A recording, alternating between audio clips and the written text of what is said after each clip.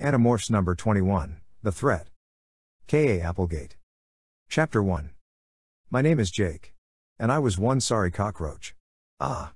I yelled as I twirled and fell and spun downward toward the ground far below. Not that I could see the ground. Cockroach eyes are strictly for close-up work. And they're not even good at that. So I couldn't see the ground thousands of feet below. Nor could I see Marco, Cassie, Axe, and David, also cockroaches and also falling through the air. I could hear them, though. Ah! Marco yelled. Ah! Cassie agreed. Only Axe was silent. He's an Andalite. They don't scream quite as much as humans. It's not that they're braver, it's more that they're a telepathic species. So I guess they just didn't evolve to do a lot of screaming. We're gonna die. David yelled in thought-speak panic. I do not believe the impact will kill us, Axe said. I don't believe our mass is sufficient to cause death when we impact. He's right. Cassie cried. You can't kill a cockroach by dropping it. Not even from this high. Unless that's water below us, Marco said. In which case we could hit the water and get chomped by some big hungry fish. Should we demorph? Axe wondered. No time, I said. We'd get bigger, more mass, and then when we hit we'd. I stopped falling. In an instant something hit me. But it hit me going sideways. A gigantic talon closed around me. That is you guys, right? Rachel's thought-speak voice asked calmly. I mean I figure, cockroaches falling through the air, gotta be you guys. Yeah, you seldom see cockroaches at 1,000 feet up, Tobias agreed. Rachel and Tobias had not been aboard the spacecraft. The spacecraft that had kidnapped the president's helicopter. The one we'd fallen out of. In cockroach morph. Maybe I should back up and explain. It all began when we discovered that the blue box, the morphing cube, had been found by a kid named David. Well, no, actually it all began much earlier. Months ago, when Marco, Cassie, Rachel, Tobias, and I happened to be walking home from the mall by way of an abandoned construction site. Which is where we saw the damaged spacecraft landing. And where we met Elfanger, an Andalite prince. Elfanger was dying. His enemies, the Yeerks, were hot on his trail. He was out of time. So he did something Andalites don't usually do. He trusted some non-Andalites. Namely, the 5 of us. He told us that Earth was being invaded by a race of parasites called Yeerks. The Yeerks are slugs, really. Not very impressive looking or scary. But they have the ability to enter a brain, almost any brain, and take control of it.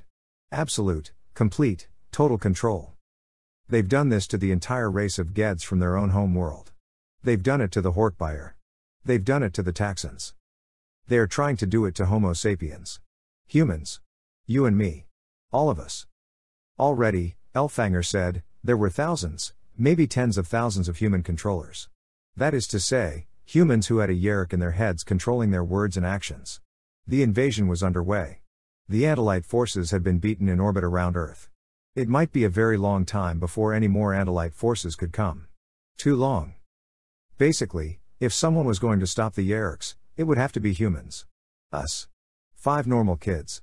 5 average, everyday, mole-crawling, behind on their homework, not sure about their haircuts, awkward around members of the opposite sex, sometimes smart, sometimes dumb kids. On the Yeerk side they had faster-than-light spacecraft, thousands of impossible-to-detect human controllers, Drakon beam weapons, and 7-foot-tall, bladed Horkbuyer warriors. On our side we had nothing. Except that Elfanger gave us something, the power to morph. The power to become any animal we could touch. He transformed us with the blue box. And since that awful night when Prince Elfanger died at the hands of the Yeerk leader, Visser III, we have used those powers to fight them. Sometimes we even win. We found Elfanger's younger brother, Aximili. We call him Axe, that made 6 of us. And that was it. 5 kids and 1 Andalite against the might of the Yeerk Empire. Just us 6. Until David found the blue box. We assumed it had been destroyed. It hadn't. Now, we had it hidden. But too late to stop the trouble that followed. David found the box and bad things started happening. Bottom line, both his parents were taken by the Yeerks. They were infested with Yeerks. They are both controllers now. What could we do? We had to use the blue box to make David one of us. The 6th Animorph. But the timing could not have been worse. We were just starting on what would be our most vital mission. The leaders of the United States, Japan, Russia, Germany, England, and France were meeting in secret to try and work out the problems in the Middle East. We learned that one of those leaders was in fact a controller. And we knew that all the rest were targeted by the Yeerks. The Yeerks were going to try to use the conference to infest the leaders of the entire free world. If we let that happen, that was the ball game. Earth was done for. We had to try and stop it. On our way to scope out the Marriott resort where the meeting was supposed to happen, we saw a stealth-shielded Yeerk spacecraft kidnap the president's helicopter. Or maybe it wasn't the actual president's helicopter. It might have been a decoy. Confused yet? Not as confused as we were. The Yeerks stunned everyone on the chopper and then used holographic projections to make it look like the helicopter was still flying along. They dragged someone from the helicopter. Someone with a gash in the bottom of his shoe. Look, we were cockroaches at the time. The shoe was all we could see. We assumed the Yeerks would infest this guy. The president, or whoever it was. But no. Visser 3 merely acquired his DNA so he could morph him. See, Visser 3 is the only Yeerk in all the galaxy to have managed to take control of an Andalite body. He's the only Yeerk who can morph. Now he could morph Mr./Shoe. Whoever he was. Sigh. Do you see why my grade point average has dropped? I have to deal with this kind of stuff. It's enough to make your head explode. But at least we didn't splat or end up as fish food. Tobias and Rachel snagged us out of thin air and carried us to safety. Now all we had to do was deal with our possibly strange new Animorph, David, while finding a way to save the leaders of the free world. And not get killed. Something's bothering me, Marco said as Tobias and Rachel set us safely down in a secluded area between sand dunes. What's bothering you? I said. Well, I'm in a cockroach body, just fell out of the bottom of a spaceship belonging to brain-stealing alien slugs while trying to save the President of the United States, was rescued by a girl who's temporarily a bald eagle and a guy who's permanently a red-tailed hawk, and yet, it all seems normal somehow. Like, okay, that's just to be expected. It's finally happened, hasn't it? What's finally happened? I asked. I've gone insane, Marco said. Deedly deety deedly loopy. Nutso. Insane in the membrane. Yeah, well, keep it together, I said, trying to sound like the leader I supposedly am. The entire human race depends on us winning this battle. Poor human race, Marco said. It was a joke. Just not a very funny one. Chapter 2. We demorphed in the dunes. 5 of us had no problems. One of us had a serious problem. Rachel, Cassie. Look the other way, I said. David was the new Animorph. He had not yet learned how to morph clothing. Actually, none of us could morph it very well. We could only morph skin-tight clothing that ended up being a kind of mishmash of bike shorts, leotards, and t-shirts. Basically, in our morphing outfits we looked pathetic. But not as pathetic as poor David. I'll take care of it, Tobias said. He flapped away, catching the salt-heavy breeze off the water and soaring up and out of sight beyond the dunes. Tobias was still a hawk. Tobias may always be a hawk. He spent more than 2 hours in the morph and was trapped in it. Now he has regained his morphing powers. But he cannot return to being permanently human without losing his ability to morph. I do not understand humans and their strange beliefs when it comes to clothing, Axe said. He was in his own Andalite form. His 4 hooves sank deep in the sand. Tobias would let us know if anyone was coming close enough to see Axe. You wear artificial skin and artificial hooves. When it is cold that makes sense. But when it is warm it seems strange. And you get so concerned when some article of clothing is missing or worn in the wrong way. You mean like that time you wore socks on your hands? Marco asked him. Or the time you wore underwear on the outside of your pants? Rachel added, still discreetly turned away. You know, maybe this is funny to you guys, David said. But it's not all that funny to me. What if someone came along? I laughed. Well, David, if they did, I think they'd probably notice the 4-eyed, scorpion-tailed, blue, half-deer-looking alien before they worried about you. Just then Tobias swept in on the breeze, turned, dropped toward us, and let loose of a pair of swim trunks. Orange. And a t-shirt bearing a Grateful Dead logo. Both had price tags still attached. David snagged them before they hit the ground. Remind me we have to return those to the Kahuna Beach shop, Tobias said. You stole them? Cassie asked. No, I borrowed them. Besides, I'm a bird. Birds are not capable of stealing. What are they going to do, arrest me? We'll find a way to get the money to the store, I said. We don't want to even start down that path. In an emergency like this, maybe we can grab something. But we have to make it right later. That's the rule. David dressed quickly and Cassie and Rachel were allowed to turn around. About time, Rachel muttered. I've been staring at a dead sand crab. You know, it would be amazing, David said. What would be? I asked. He shrugged. Us, with our powers? We could take anything we wanted. We could like morph into cheetahs or whatever, run into some jewelry store, grab the diamonds, and get away at 60 miles an hour. What could anyone do? We'd be out of there. Plus, we'd morph back to humans. Let's do that, Marco said dryly. Right after we figure out how to keep the Yeerks from turning the most powerful leaders in the world into alien-infested zombies. As soon as we're done with that, we start ripping off jewelry stores. Hey, I was just kidding, David said. I guess I forgot you're the only one allowed to make jokes, Marco. I glanced at Marco. Was he mad at the shot? Yes, a little. I looked at David. He had been kidding, right? Later I'd have to talk to Cassie about it. Cassie was a lot better at knowing what people were thinking and feeling than I was.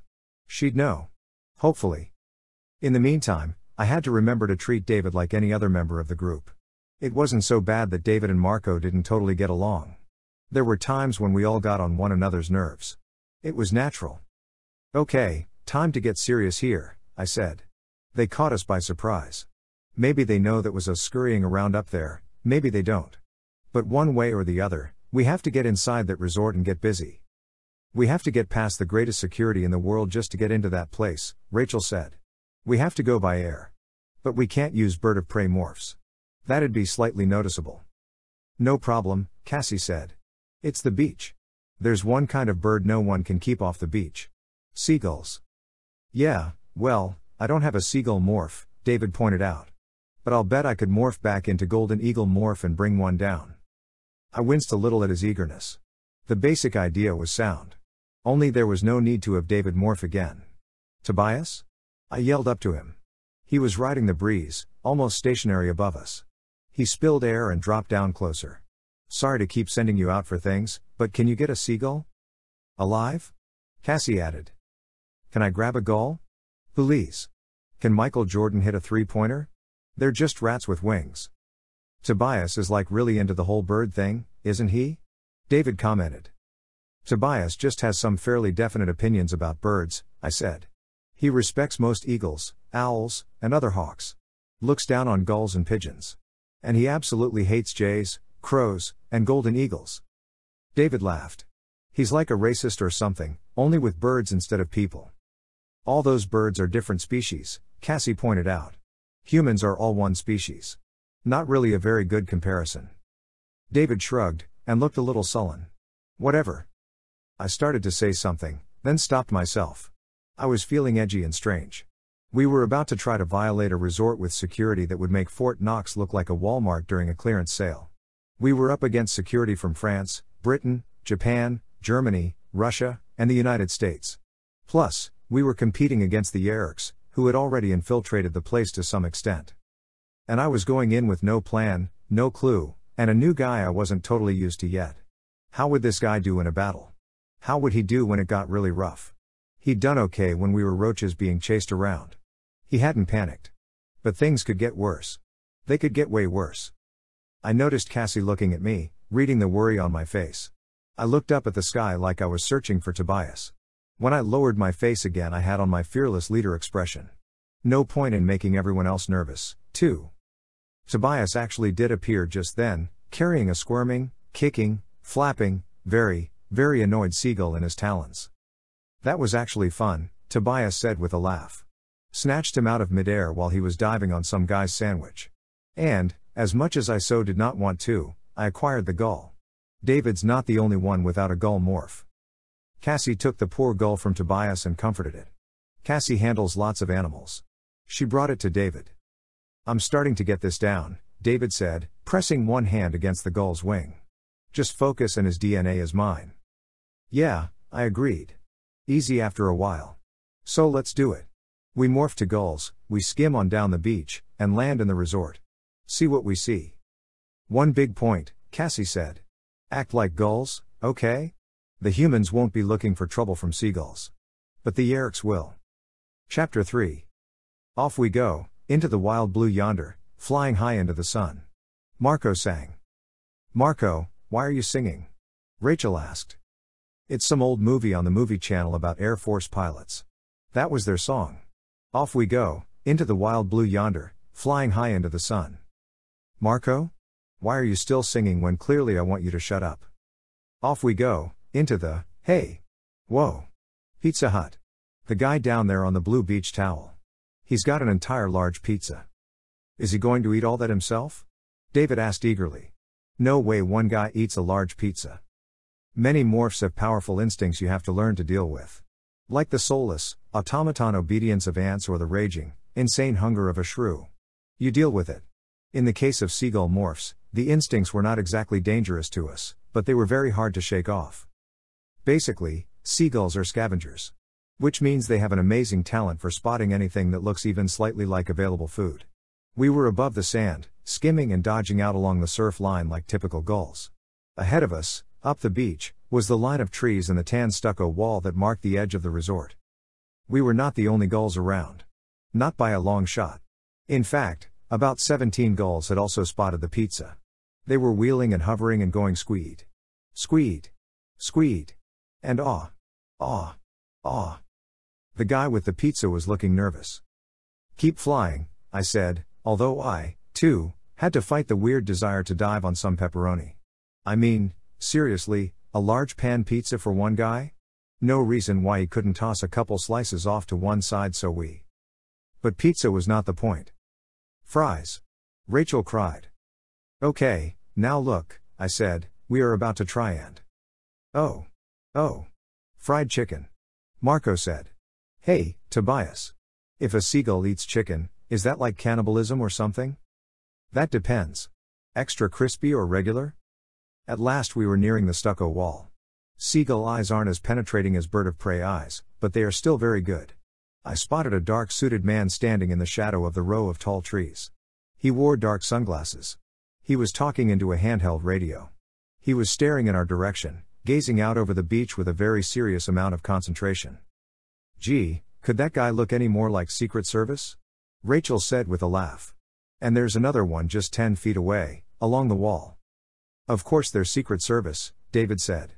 But so are some of the people lying out here on the beach. With something like this, probably half the people on the beach are security. And of course you're the big expert because your dad is a spy, Marco said with a definite sneer. He's with the National Security Agency, that's right, David said. Yeah? Well now he's with the Yeerks Security Agency, Marco muttered. Shut up, Marco. I snapped. That was over the line. Marco pouted for a moment or two as we so casually closed the distance between us and the wall. You're right. I was out of line. Sorry. David didn't say anything. I couldn't blame him. Usually Marco knows how far to take things. Maybe I was wrong to think Marco's attitude toward David was totally normal. Maybe we had a problem there. We didn't fly over the wall altogether in some kind of formation. We did it one at a time, crossing in various locations. The security guys seemed indifferent. No big surprise. There were gulls all over the place. In fact, looking around, it was impossible to know which of the white birds was one of us and which was just a plain old seagull. This is easy, David said. What's the big deal? As long as we just want to fly around, no big deal, I agreed. But we need to get inside some of these buildings. Maybe all these buildings. The question is, where do we begin? And how? Axe said. The resort had a dozen or more buildings. The main building was a large, multi-story, modern hotel shaped like an L. There was a lower, two-story portion stuck off to one side. Probably a ballroom or whatever. Nestled in the crook of the L shape was a pool with a bar and a changing area. And down by the water were cabins, like individual homes separated from the others by hedges and trees. The grounds were lush with trimmed grass and precise shrubbery and trees. A 9-hole golf course began at the back side of the main hotel. From the air we could easily see the 2 presidential helicopters resting on a grass landing area. Uniformed Marine guards stood at attention by the doors of the helicopters. Okay, there is definitely some security on this place, Marco said. Guys on the roof, guys in the bushes, guys sitting in cars, guys out on the golf course pretending to play golf. It looks like Men in Black 2 around here. These guys all have the same suit. Then I spotted something that raised my spirits a little. Look. K9 teams. Below me a German shepherd walked with yet another man in black. The dog was sniffing in bushes. Either looking for a place to pee or searching for bombs. Maybe we could morph German shepherds and get in as part of the canine team, I said, realizing as I said it that it probably wouldn't work. A truck was delivering food to the loading dock at the back of the hotel. No less than 4 guys in dark suits were checking the crates as they came off the truck. The men in black had earpieces, like people being interviewed on TV. And they seemed to talk to their wrists a lot. There were microphones barely visible just up in their sleeves. Here's an idea. Let's give up, Marco said. This would be totally depressing even if we didn't have to worry about some of these guys being controllers. I was starting to agree. Every inch too of this entire place is being watched, I said. We can't morph or demorph anywhere around it. We need to get inside to learn what we want to learn, but that would mean going insect basically. And the problem with any insect morph is that we'd have to morph the bug way outside the compound, which leaves us traveling a long way as spiders or cockroaches or flies. None of which can see well enough to travel those distances without getting lost. Or eaten, Rachel added darkly. You guys could morph fleas and get onto someone who we knew was going inside the compound, Tobias suggested. But fleas are useless for seeing, and they aren't much good at hearing, Cassie said. We'd get in, but once inside we'd get nothing. And how would we ever get back out again? Are we beat? Marco asked, incredulous. I sighed. Maybe. Only we can't be. No matter what the risk, we have to get inside and, The pain came out of nowhere. Suddenly, for no reason, I'd felt a wave of agony that seemed to sizzle and fry every cell in my body. Jake, what's happening? Cassie cried. Axe screamed. What's going on? David asked nervously. The pain was gone, but my brain was still burning from the memory. I looked down, around, everywhere. What had caused? There below me and ahead, not 50 feet away, stood a security man, like all the others. He had a bald patch on his head, something you notice when you're a bird. He wore dark glasses, like all the others. But unlike all the others, he was watching the birds. Chapter 4. It was Tobias's turn. I stared at the bald man. I saw where he was looking. He was looking at a gull that had suddenly jerked in mid-flight. Tobias? It's that guy. I said, suddenly certain. That bald guy. He's doing it. I watched the bald man casually shift his gaze to another seagull. This seagull, too, spasmed in mid-air. It recovered and began to haul wing out of there. Not one of us. A regular gull. Axe. What is that guy doing? I don't see any weapon. Axe sounded as shaken as I was. He may be using a very low-power Dracon beam.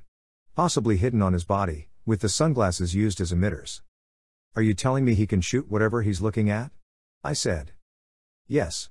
It will cause intense pain. As you may have noticed. That was as close as Axe ever got to making a joke. And having been on the receiving end of the bald guy's look, I really didn't find it all that humorous.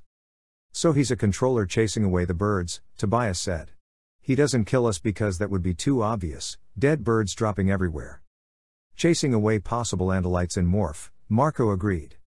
The Yeerks still think we're a small band of Andalites. They have no clue we're humans with Andalite morphing powers.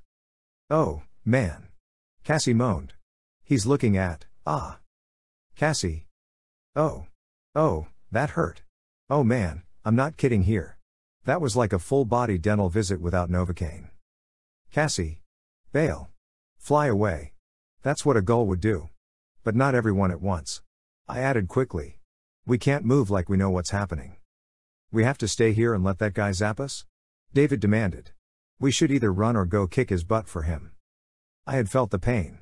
I knew how awful it was. But I couldn't let everyone turn tail and run. Not all at once. We had to be normal gulls. Still, I knew how the others felt.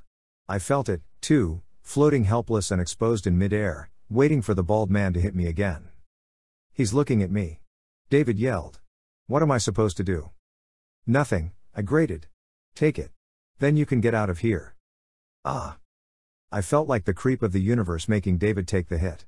But we couldn't give ourselves away. That would confirm to the Yeerks that we were attempting to enter the facility.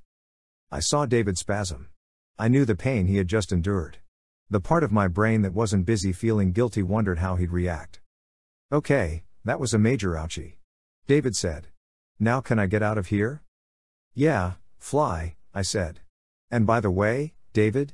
Good job. Thanks, he said, sounding sincere. Then in a sarcastic tone he added, thanks a lot. I watched him fly away. Axe and Tobias and Rachel had all managed to casually, naturally circle away out of the bald man's line of sight. But I was still there. The bald man looked at me. I would have gritted my teeth if I'd had teeth. The pain hit me as bad as the first time, and I cried out just the same. Then I flew away, following the others and feeling that maybe the free world really was doomed this time around. Because as far as I could see, we were beat before we even got started. Chapter 5. We left. We went home. At least, Marco, Rachel, Cassie, and I went home. Axe's home is a few billion miles away. Tobias's home is his favorite tree overlooking the meadow that is his territory. As for David, he didn't have a home. No family. None that he could contact, anyway. He couldn't even be seen in his own body. The Yeerks knew him and they were looking for him. So he went home with Cassie, back to the barn that is the wildlife rehabilitation clinic. She had made a place for him in the hayloft. Obviously, that wasn't going to last. Another problem for me to try to figure out. Along with saving the leaders of the free world. David would just have to tough it out. How quickly would the Yeerks move? The president was already at the resort. The other world leaders were arriving over the next few hours. Would the Yeerks wait till they were all assembled? Or would they try to pick them off one by one? I felt this huge hurry poking at me. Every minute lost was a possible disaster. But our first attempt had been a total loss. And we weren't ready for another run. I got home to find my parents both sitting in the living room, kind of staring into space. My first thought was, I did something wrong. But as soon as they saw me they both got up and hugged me. So right away I knew this was something truly bad. Thank goodness you're home, my mother said. We were worried, my dad said. Why? I was just out with Marco. Something has happened, my dad said solemnly. Maybe you should sit down. Is it Tom? I demanded. Is what Tom? Tom asked. He came in right behind me, giving me the creepy feeling that he'd been following me. Tom, you need to hear this, too, my mother said. Both of you sit down. Who died? Tom said, joking. Or to be more accurate, the Yeerk in his head made the dumb joke because it was just the kind of dumb joke Tom would make. My mom and dad gave Tom this hollow-eyed look. My mother said, it's your cousin, Saddler. He was riding his bike and was hit by a car. He's alive, but the injuries are very severe. He's in intensive care. I'm ashamed to admit that my first reaction was not poor Saddler. Instead, I wondered what impact this would have on my plans. Partly that's because Saddler was not a cousin I was close to. He's 2 years older, and to be honest, kind of a jerk. When we were little and our parents made us play together, he was the kind of kid who'd break something and then blame me. It was pretty awful to think he was so badly hurt. But at the same time, I was trying to figure out how this affected me. Saddler and his family lived in a small town about 100 miles away. Your mom and I are going to drive down right away to help Ellen and George with the other kids. They think they'll probably move Saddler to Children's Hospital here in town in a day or two, My mom cut in. This means you two will be on your own today and tomorrow. Tom and I exchanged a look. Both of us were calculating what this meant. We each had a hidden agenda. Tom didn't know mine. If Tom ever found out what I did when I wasn't at home or at school, that would be the end of my freedom. Probably the end of my life. Then, after Saddler is moved here, his parents and the kids will probably stay with us for at least a few days. That pretty well froze the blood in my veins. Saddler has 3 siblings, Justin, Brooke, and Forrest.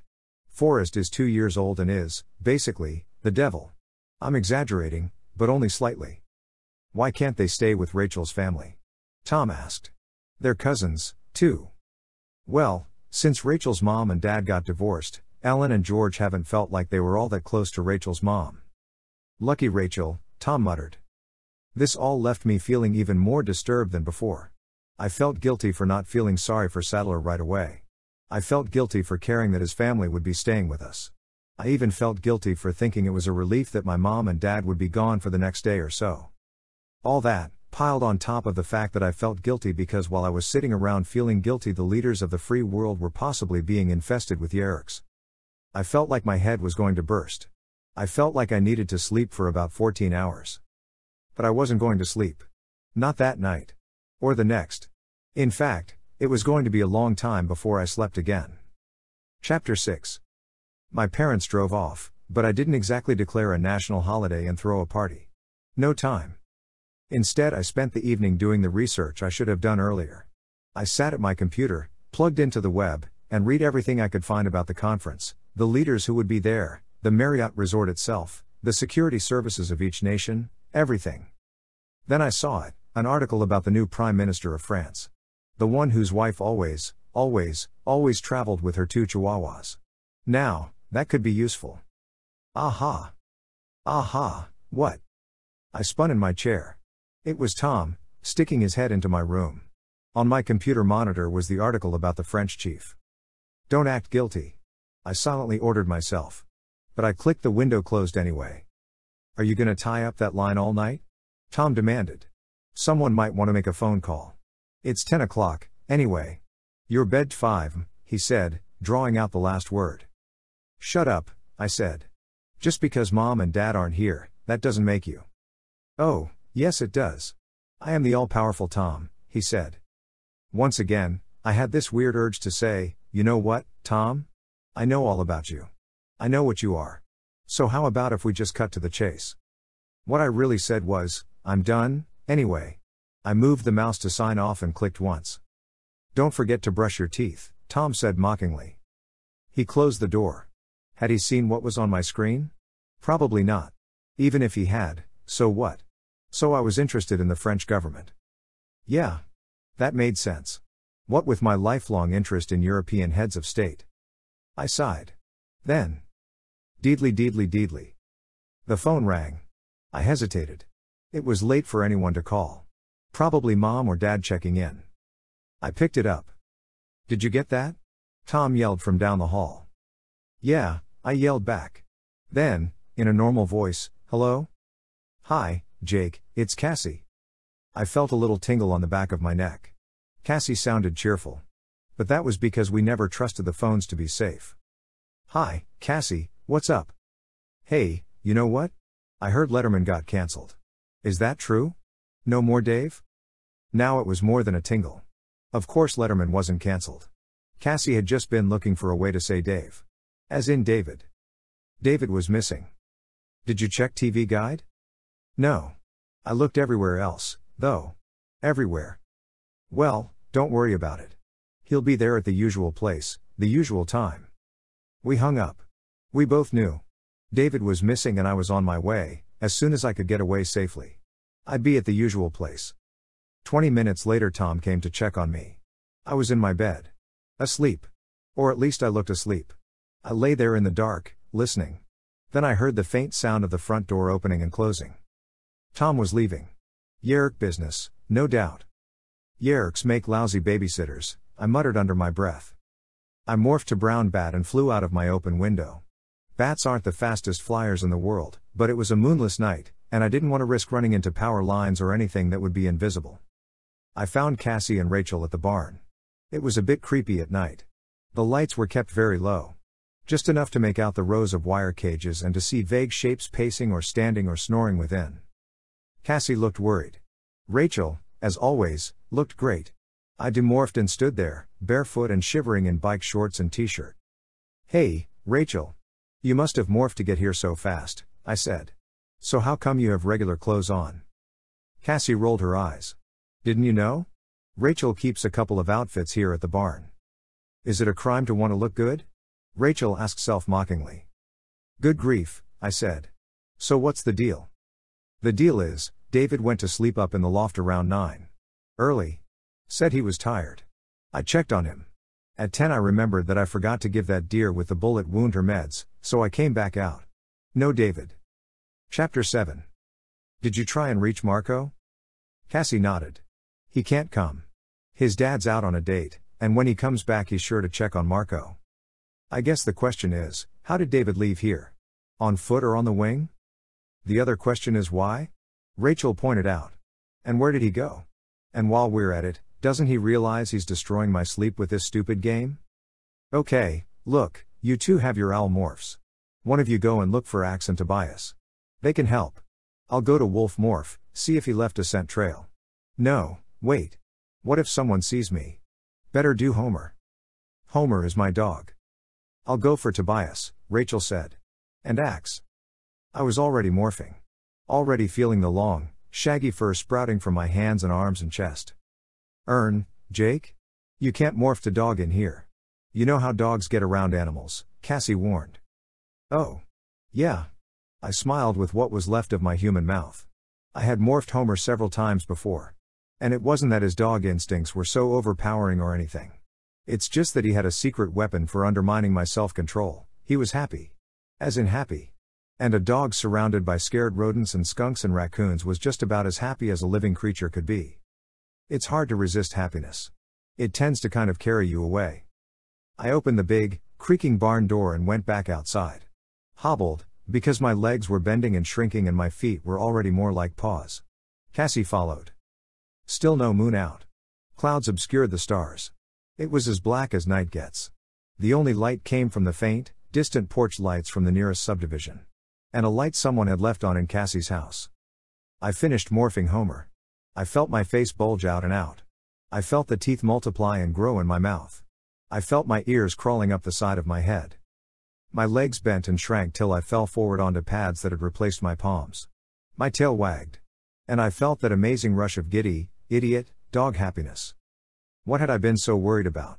It was nighttime, I was free, I could clearly hear some small animals scurrying over behind the bushes, I wasn't especially hungry. Life was great. I looked expectantly at Cassie. Did she want to play? I crouched low in front, making the signal of an invitation to dog play.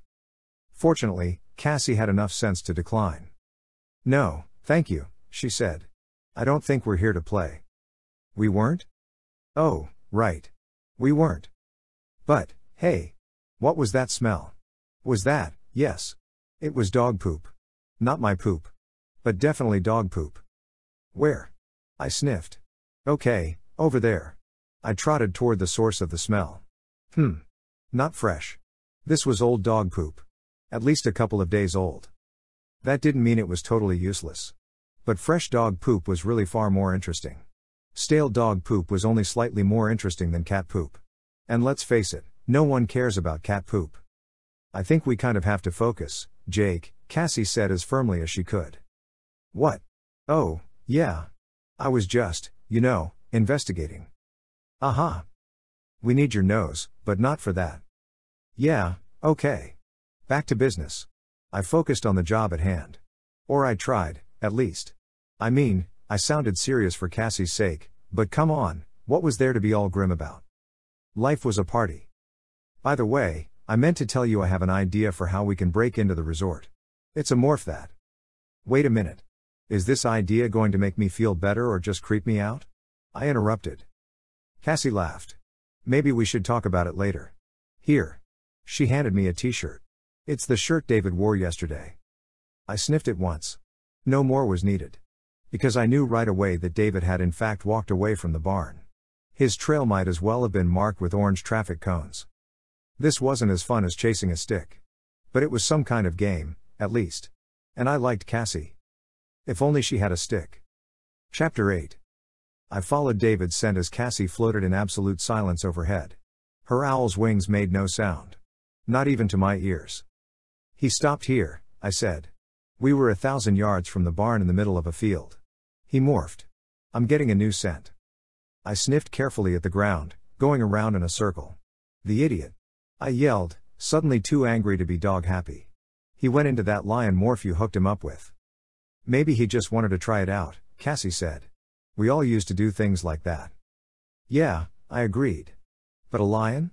This close to people's homes? I seem to remember you morphing to tiger and running around on people's roofs, Jake. Oh. Yeah. I followed the lion scent. We headed across the fields of Cassie's farm and plunged into woods. Cassie kept pace effortlessly. And after a while a second silent owl and a much noisier hawk caught up to us. I couldn't find Axe, Rachel said. But Tobias is here. Yeah, lucky me, Tobias grumbled. We emerged again from the woods, and now we were close to a major road.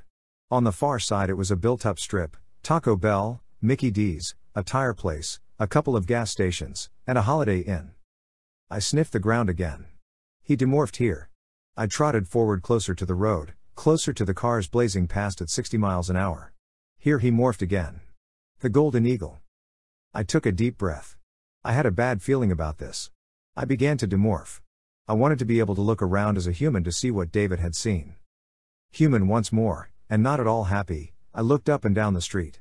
So, maybe he just came to snag some food. Maybe he was hungry. I left him some chips up in the loft, Cassie said. Maybe he had a craving for a Big Mac. Cassie, did he say anything to you tonight? He was complaining about missing his old room. His pet snake. His stuff. TV. I nodded. Yep. TV. I pointed at the Holiday Inn. Cassie, Tobias, Rachel? Go take a look. I'll be right there. 10 minutes later, I was in the carpeted hall of the Holiday Inn. I knocked at the door number 2135. I could hear the television inside. Then the TV went silent. David, it's me, Jake. I know you're in there. The door opened. David was wearing sweatpants and a t-shirt. It was stuff I'd loaned him. Obviously, he'd taught himself to morph clothing like the rest of us. I didn't wait to be invited. I stepped inside. The TV was still on, but muted. What, exactly, are you doing here? I demanded, not very calmly. David shrugged. Hanging out. Watching some tube. Sleeping in a normal bed. What's that, a crime? Yeah, it is a crime, I said. You didn't pay for this room. It was empty. So what? I pointed at the broken window we'd spotted from outside. You broke a window to get in. David smirked. Hey, a bird broke a window, okay? A bird used a rock to dive bomb the glass. Is that a crime?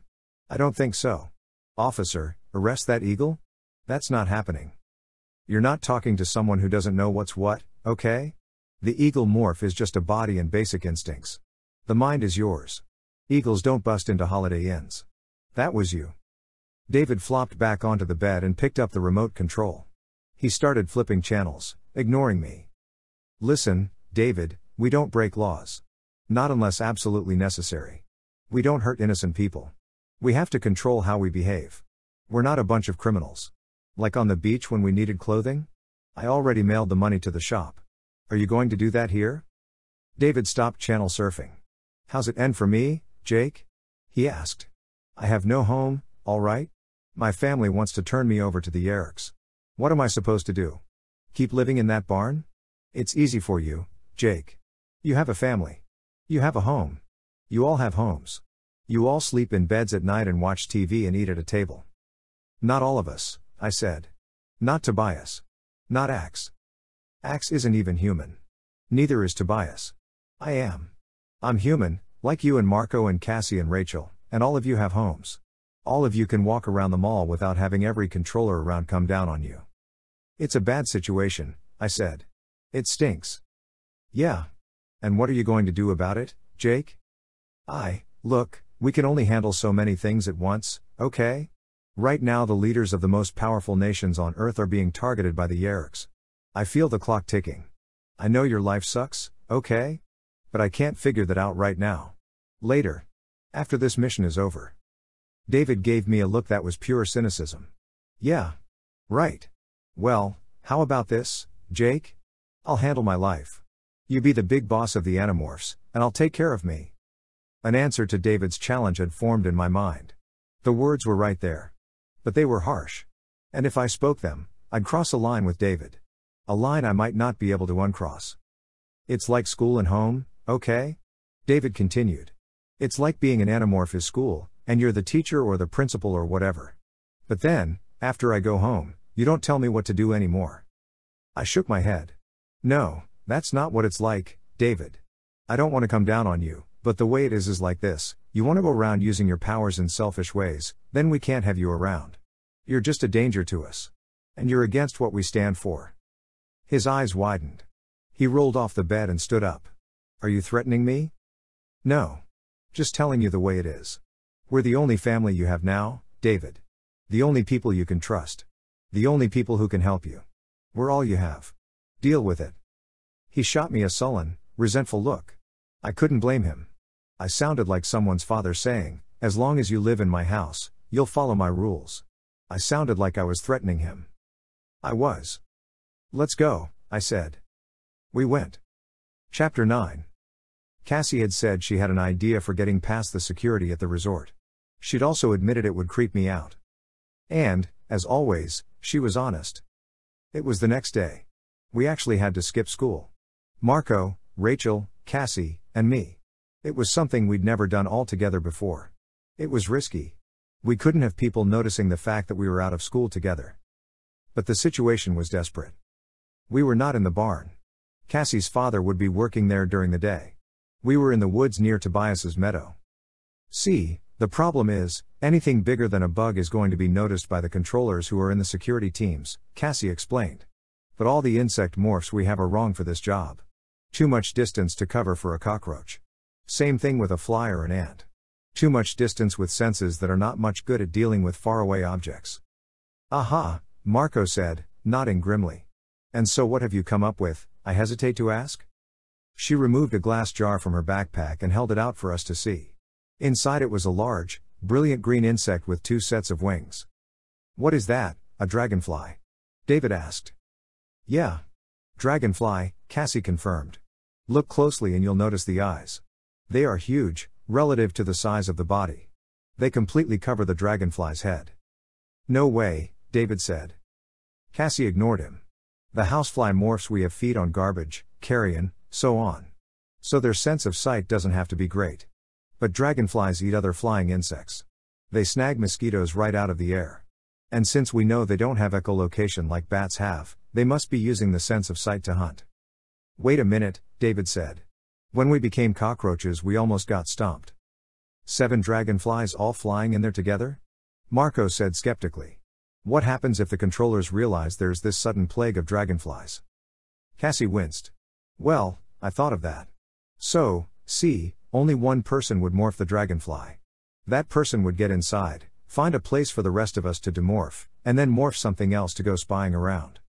I'm not understanding this, Axe said. How will the rest of us get inside with this single dragonfly? Well, Cassie said. That's the part that is either beautiful or gross, depending on your point of view. Oh, I so don't want to hear this, Marco moaned. See, the dragonfly is so big, and such a powerful flyer, he can carry passengers. We all considered that for a moment.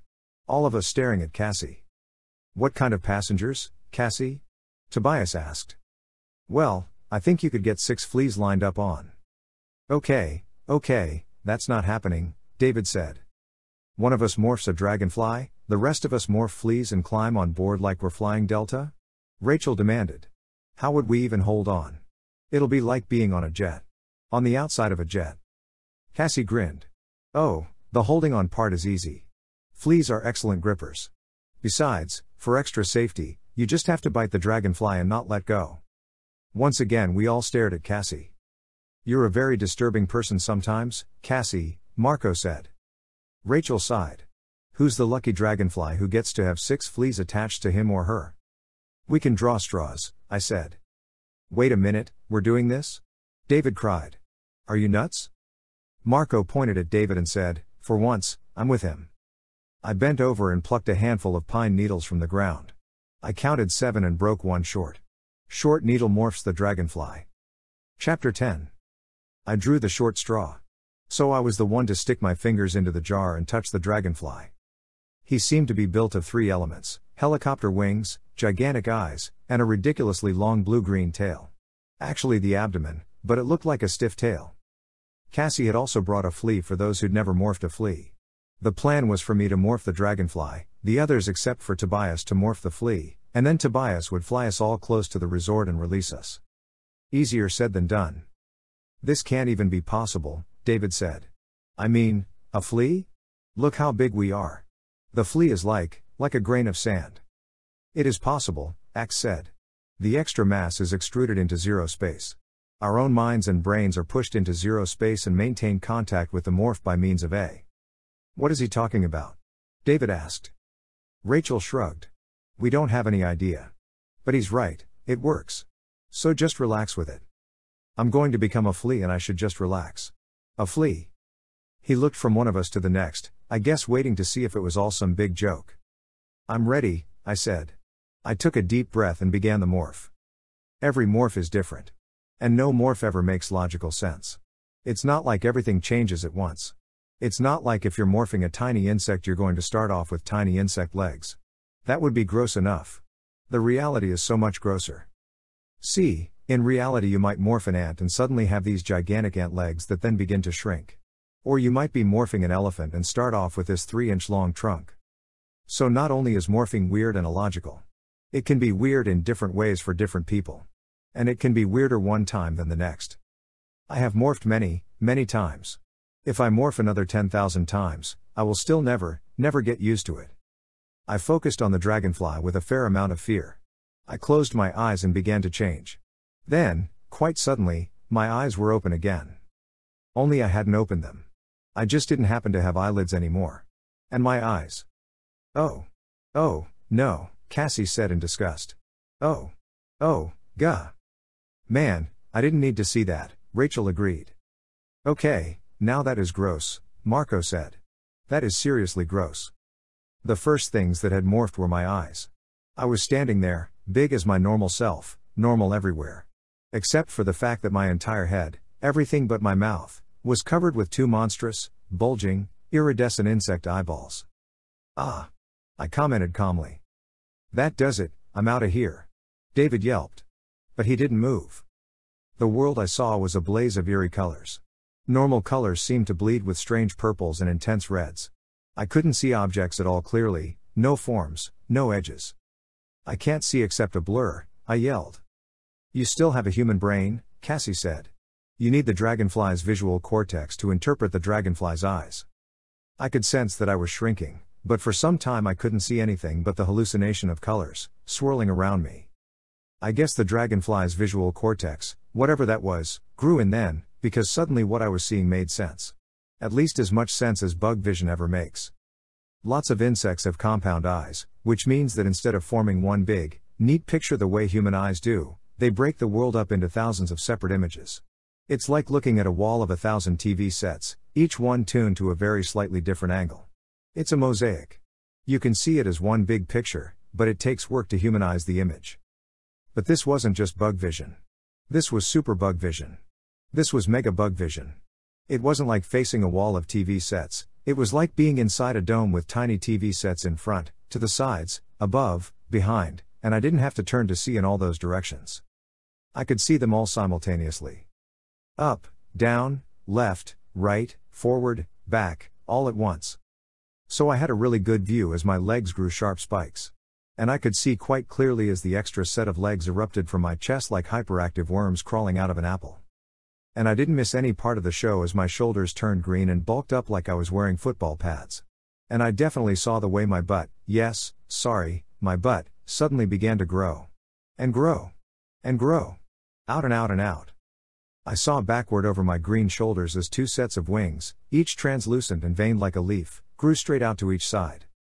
I was shrinking all this time, but I noticed something interesting. When you shrink to housefly, pretty soon you can't make out anything further than a few feet away. But with dragonfly eyes I could still see Cassie quite clearly, towering above me like the World Trade Center. From down on the ground I could see her face. Of course it was mostly purple, and her eyes seemed to glow in an almost radioactive way, but it was still Cassie. I felt myself stop shrinking. I looked around. Something I could do without looking around at all, if you understand what I'm saying. I seemed to have completed the morph. I waited patiently for the dragonfly's instincts to kick in. Waited, noticed a tiny beetle crawling beneath me. Waited, saw the way the fallen leaves looked like starched blankets piled up. Waited. Movement in the air above me. Mosquito. I don't even remember leaving the ground. It happened too quickly for me to notice. 1 second my dragonfly vision had spotted something buzzing and fluttering across my millions of tiny TV sets, and the next split second I was in the air. I was 2 inches long, going from 0 to 35 miles an hour in the blink of an eye. The mosquito never saw me coming. He was helpless. He was a Piper Cub and I was an F-16. He had no moves. He had no speed. He lumbered around in a kind of wandering, meandering non-pattern, and I came in on him like a hungry shark on a kid in an inner tube. I opened my powerful jaws and hit him going full speed. My bony head smacked the mosquito's body. My jaws closed on a crumple of legs. The mosquito struggled briefly, legs kicking, wings still trying to fly. It had all happened in a flash. Less than 5 seconds passed from liftoff to swallowing half the mosquito. That's how long it took me to regain control. At which point I realized that there were parts of a mosquito sticking out of my mouth. And unfortunately, I had a really good view of the parts. Chapter 11. Ah! Would you slow down? Marco yelled. I'm not going that fast. Besides, how can you tell how fast I'm going? You're a flea. You can't see squat, I pointed out. I can feel the wind off your wings. It's like a hurricane. If we fall off, we'll have to demorph right in the middle of the beach. I was still in dragonfly morph. The view back along my body showed my long, blue-green abdomen. And crouching on my abdomen, sitting like creepy passengers in disorderly rows, were 5 fleas. Hey, I want to get there, all right? I said. You think I like having 5 fleas with their blood-sucking mouth parts stuck into me? You're complaining? Marco shrilled. We're the ones sitting here while you go zipping around playing Top Gun. Aw, shut up, Marco, Rachel said good-naturedly. It's kind of fun. The wind whistling through the chinks in my body armor, rustling the spikes on my legs.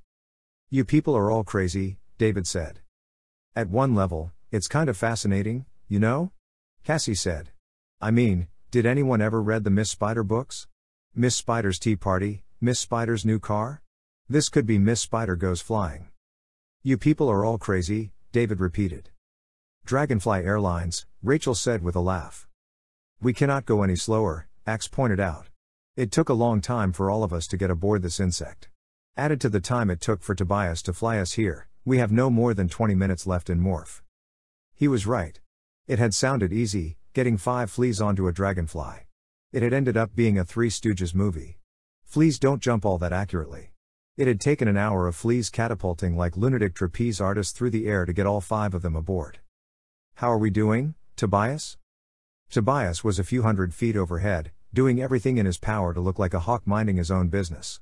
Unfortunately, red tails don't hang out by the water, usually. I needed Tobias to guide us into the resort compound. The dragonfly eyes were very good for a bug, but still not good enough to see the 1,000 yards that separated us from the Marriott's outer wall. Whereas Tobias could easily keep track of a 2-inch long dragonfly. You're wandering a little to your left, Tobias said. Straighten up. Yeah. That's good. You're on target and closing in fast. It's like watching tapes from Desert Storm, Rachel said. You know, like Tobias is the jet pilot, and we're the smart weapon going for the target. You put your wars on television for people to watch? Axe asked. He sounded shocked. Humans. Wall coming up, Tobias reported. I see the trees, I said. I don't see a thing, Marco said. But I'm bloated on dragonfly juice. The trees loomed up, more red than green in my dragonfly world. Huge branches reached out for me. I zipped on through. Okay, I'm going higher, Tobias said. I want to get out of range of that bald guy with the killer eyes. I saw the main hotel building ahead of me. It was suddenly psychedelic red and orange, but it was definitely the building we were aiming for. Just one problem. Tobias. Can you see any open windows? That's what I've been looking for and no, I can't. We can drop down and go in through the front door, Rachel suggested. The lobby will be full of people, I said. We're small, but we're not invisible. I have a crazy idea, Tobias said. The bellman and all? They have these kind of tall hats as part of their uniforms. And they keep tipping their hats to the guests before they pick up their bags. That's very polite of them. Who cares? Marco asked. Well, they raise their hats off their heads. Don't even. Marco protested. You want us to zip in under some guy's hat? David asked. It would take split-second timing. And then he'd have to not notice this 2-inch long bug on his head. Dragonflies can hover, Cassie pointed out. Let's do it. Rachel said. What is a hat? Axe asked. I didn't have any better idea. Neither did anyone else. Believe me, I was very open to hearing another suggestion. Okay, let's give this a try, I said. I swooped down at top dragonfly speed toward the main door of the hotel. Limousines were stacked up waiting. Security guys were everywhere. Uniformed Marriott employees were trying to squeeze through the security guys to do their jobs. Again, I have to ask, what is a hat? A hat is something people wear on their heads, Rachel explained to Axe. A type of clothing. Ah, yes, clothing, Axe said disapprovingly. Head clothing. Of course. Is there any part of a human that cannot be clothed? Yeah, the face, which is too bad when you consider Marco's face, Rachel said. Hey, you know I'm the cutest flea you've ever seen, Marco replied. No one has prettier blood-sucking mouthparts than me. I ignored all this and focused on the crowd of people ahead and below me. It was easy enough to make out the scurrying bellmen. And their hats were easy enough to spot. The trick was finding a bellman who was just about to. Whoa! Cassie cried. I had just kicked it into overdrive. I saw the hat. I saw the hand reaching up for the hat. Back of the hat coming up, higher, higher, an opening. Zoom. Under the brim. Sudden shadow. My eyes couldn't adjust. I couldn't see. Bumph. I ran into a curved wall of felt. It was the inside of the hat. I fought to keep my altitude. If I landed on the guy's head, he would definitely notice. And then the lights went out. The brim was back down. I hovered, wings buzzing like mad. The rear wall of felt raced at me. He was moving. I held onto my hover, trying to stay in the exact same place without moving. Which, by the way, is almost impossible when all you can see is a very dim, blank circle of felt all around you. I'm fighting this overpowering urge to jump, Cassie said. The flea is smelling the guy's head. Me, too, but we have to maintain, Rachel said. No jumping, no biting. The trip from the front door up to the guest room only took 5 minutes. But people who say time is relative are right. That 5 minutes lasted for hours. Chapter 12. I hovered and I hovered and I hovered some more. The bellman and the guest were talking. So, you work for CBS News, huh? Yep. You know Cokie Roberts? She's at ABC. Oh, yeah. So, do you know her? Nope. But I know Dan rather. Aha. That Cokie, though, she's hot. I mean, for a news person and all? She's hot. And at long last, I saw what I was waiting for. A crescent of light. The bellman was tipping his hat again. I blew out of there at top speed. Out beneath the brim. I headed for altitude. Hey, something just flew out of your hat. Whatever you say, sir. You know who else is hot? Bobby Bautista. You know her? She's CNN. I shot toward the ceiling, cranked a hard right and went skimming at rocket speed. The textured white plane of the ceiling just an inch above me. I spotted curtains and did a neat loop down behind them. I grabbed some curtain rod and hung on, waiting for my stomach to catch up. We're in, I announced. Now what do we do, Prince Jake? Axe asked. Wish I knew. We need to get a look around this hotel. Our time is running out, Axe reminded me. We can't demorph with this guy in the room, Cassie said. We have to find an empty room fast, I said. I think I know the way. I zoomed off, skimming just below the ceiling. My goal was a rectangular grate at the top of a wall. The air conditioning vent. Was there room enough for me to squeeze through? I aimed for the vertical opening, turned sideways, folded my wings back and shot through. Yee-haw. What yee-haw? What are you yee-hawing about? Marco asked. We're in the air conditioning vent, I explained. It is chilly, Cassie remarked. We must demorph very soon, Axe pressed. I zoomed down an endless square tunnel. There was plenty of light from the various room vents. I zipped along, pausing only to glance into each room we passed. They were all occupied. A lot seemed to be reporters just unpacking. In one I saw what looked like Japanese security guys setting up equipment of some kind. But nowhere we could demorph. It was getting desperate. As Axe kept reminding me. Prince Jake, there are only 5 of your minutes left. Then. What the? I stopped flying. I was looking out through the vent at a huge ballroom. But it wasn't the ballroom itself that made me stare. What is it? David demanded. Can we demorph? No. We definitely cannot demorph here, I said, staring at the incredible scene through my compound eyes. We have to get out of here. I took off again, searching, room after room. I am not getting trapped in flea morph, Rachel said. We have 3 minutes, Axe said as calmly as anyone could possibly say those words. We reached an intersection of ducts. Straight? Left? Right?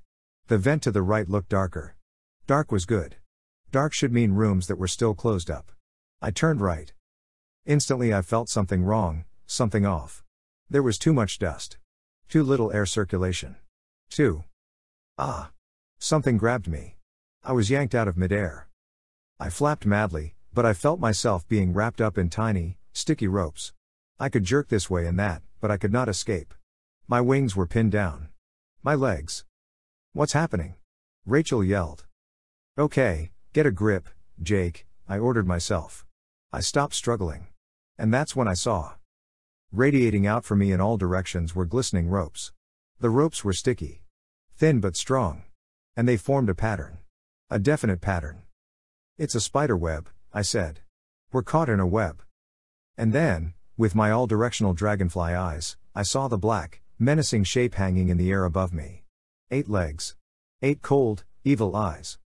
The deadly jaws worked, open, closed, open, closed. I was trapped in the spider web. And the spider was home. Chapter 13. Trapped by a spider. We were in the most secure building in the world. We were surrounded by the security forces of 5 nations, plus the Yeerks, and I'd been caught by a spider. The spider advanced, cautious but not slow. It picked its way carefully across the strands of web. I could clearly see its bulging eyes, a pair much bigger, then 2 pairs of smaller eyes below. And I could see the cruel mouth parts, specifically designed for tearing apart insect flesh. 2 minutes, Prince Jake. Axe said. I'm demorphing. David cried. No. I roared. You'll be crushed inside this duct. I couldn't break loose of the web. At least not without some extra weight. I began to demorph, maximum speed. I was a 2-inch long insect. A few moments later, I was a 4-inch long insect with some very weird features. The web sagged. I hit the metal floor of the duct. What are you doing? Rachel yelled. Ah! Cassie cried suddenly. Cassie's hurt. David yelled. The spider kept advancing. I kept growing. I was 5 inches long. Already my dragonfly features were being altered as human DNA began to reassert itself. My backward vision showed the fleas, separated by more distance now, as the flesh beneath them swelled. But one flea was no longer well. One flea was oozing blood. Blood was squishing out through the armored plates. My blood. My morphing body must have created a semi-human artery. The sudden surge of blood pressure had burst Cassie's insides. My mind was screaming. Cassie was hurt. The spider still coming on. My own body this weird mess. But I was free of the web. I buzzed my wings. Nothing. I was too large. I had to remorph, get back down to dragonfly size. Shrinking, too slow. And now the spider was bold again, advancing at an 8-legged trot. Its mouth parts were gnashing frantically. I was morphing as fast as I could. Mostly dragonfly again, and free of the web. But Cassie had fallen off. 1 minute, Prince Jake, Axe said, with a definite tone of desperation in his thought-speak voice. No. I'm not getting trapped like this. David screamed. No. No. No. He began to demorph. I buzzed my wings, lifted off, and spun quickly around in mid-air. I saw Cassie lying helpless on the floor. I swooped down, snatched her up in my jaws, and hauled like I have never hauled before. Back the way we'd come. But now David was growing, weighing me down. Too little time. I saw the grate. I saw the vertical slats. I folded my wings, shot through, and screamed, demorph. Now. Now. Now. 5 fleas catapulted off my back and spun through the air, growing larger even as they fell. Cassie. Demorph. I released her. I watched her tumble away, out of sight as she fell and fell the millions of miles to the floor of the banquet room. I was shedding the morph by the time I lit on a narrow, curved tabletop. I can't get out of morph. Marco yelled. My heart stopped beating. No, no, no. Marco, keep trying. Keep trying. I was emerging myself, growing on the tabletop. Wings disappearing, abdomen shrinking, legs thickening. My own eyes were emerging, and through them I could see someone morphing not a foot away on the table. But it was like no morph I've ever seen. The person wasn't changing, but simply growing. Growing as a flea. A 1-foot-long flea. Larger. 2 feet long. Let me tell you something, there's a reason that insects gross people out. Someday go find a blow-up photograph of a flea. And imagine it becoming human-sized. It stood on 6 bristling legs. The body was the color of rust. It was narrow, as if it had been run over by a train. It was built of interlocking plates of armor. Its head was a hideous helmet, with a ring of spikes raked back all around the top and sides. At the bottom of the helmet were more spikes, like some horrible parody of a mustache. 2 stubby antennae protruded. Saber-toothed tiger teeth stuck straight down. It had 2 black, button eyes. Dead, soulless eyes. It was now a flea as large as a dog. "Marco?" I cried. "Oh, please, help me. Help me." Chapter 14. I could not stand to look at the thing. "Marco?" I cried again. "Marco." Marco trapped in some hideous, oversized flea body? And Cassie, what had happened to Cassie? Suddenly, over the edge of the table, she appeared. She was fully demorphed. Her own self, even though I was still only halfway through the process. She looked right at Marco. She placed her hands on his sides, ignoring the sting of his bristles as they poked into her skin. The flea, Marco, tried to jump. But the legs that could fire a flea through the air were too weak to move the huge thing he had become. "Come on, Marco," Cassie said calmly.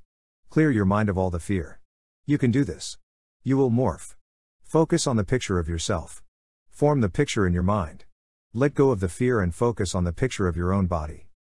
We were all demorphing. Rachel's head rose up above the table edge, then David, Axe. One by one they assumed their own forms. One by one they registered horror on their faces. We all stared. Stared at the monstrous flea. And at Cassie.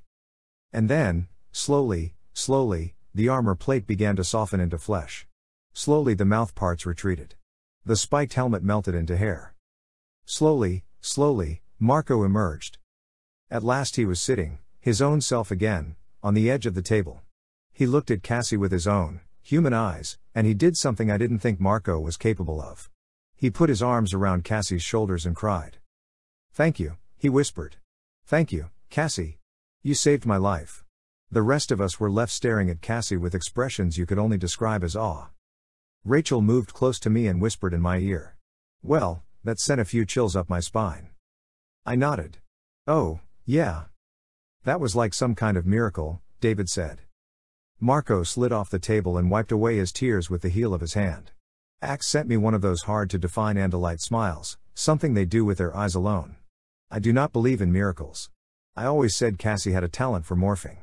And yet, this is something I have not seen before. "Okay," Marco said, snapping us all out of our trance. "Anyone bothered to notice where we are?" I shook myself back to reality. "Yeah. I noticed before when we flew past earlier. That's why I didn't come here. Until we had no other choice." Axe. "Stay alert, keep your tail ready. Rachel? We may need some firepower." What is all this stuff?" David wondered, looking around the room. "And look at this room. It's like, huge." "This, unless I am mistaken," Axe said calmly, "is a small-scale, portable Yeerk pool." We were standing in one corner of the ballroom. It was 3 times the size of our school cafeteria. There were rows of long tables, covered in white tablecloths. Overhead were massive crystal chandeliers. A red carpet with a floral pattern was all around us. All around, except in a circle where we were standing. At each corner of the room stood a massive, ornamental marble pillar, maybe 10 feet in diameter. And yet here, in one corner of the room, was a stainless steel tub about half as big as a backyard hot tub. Right where a pillar should have been. "No way," Rachel said, even as she began to morph into a grizzly bear. "Someone would have noticed, duh. There are security guys everywhere." At that point her mouth became a muzzle. "Rachel's right, there's no way to hide all this here," I agreed. "Unless." Axe nodded. "Yes, Prince Jake.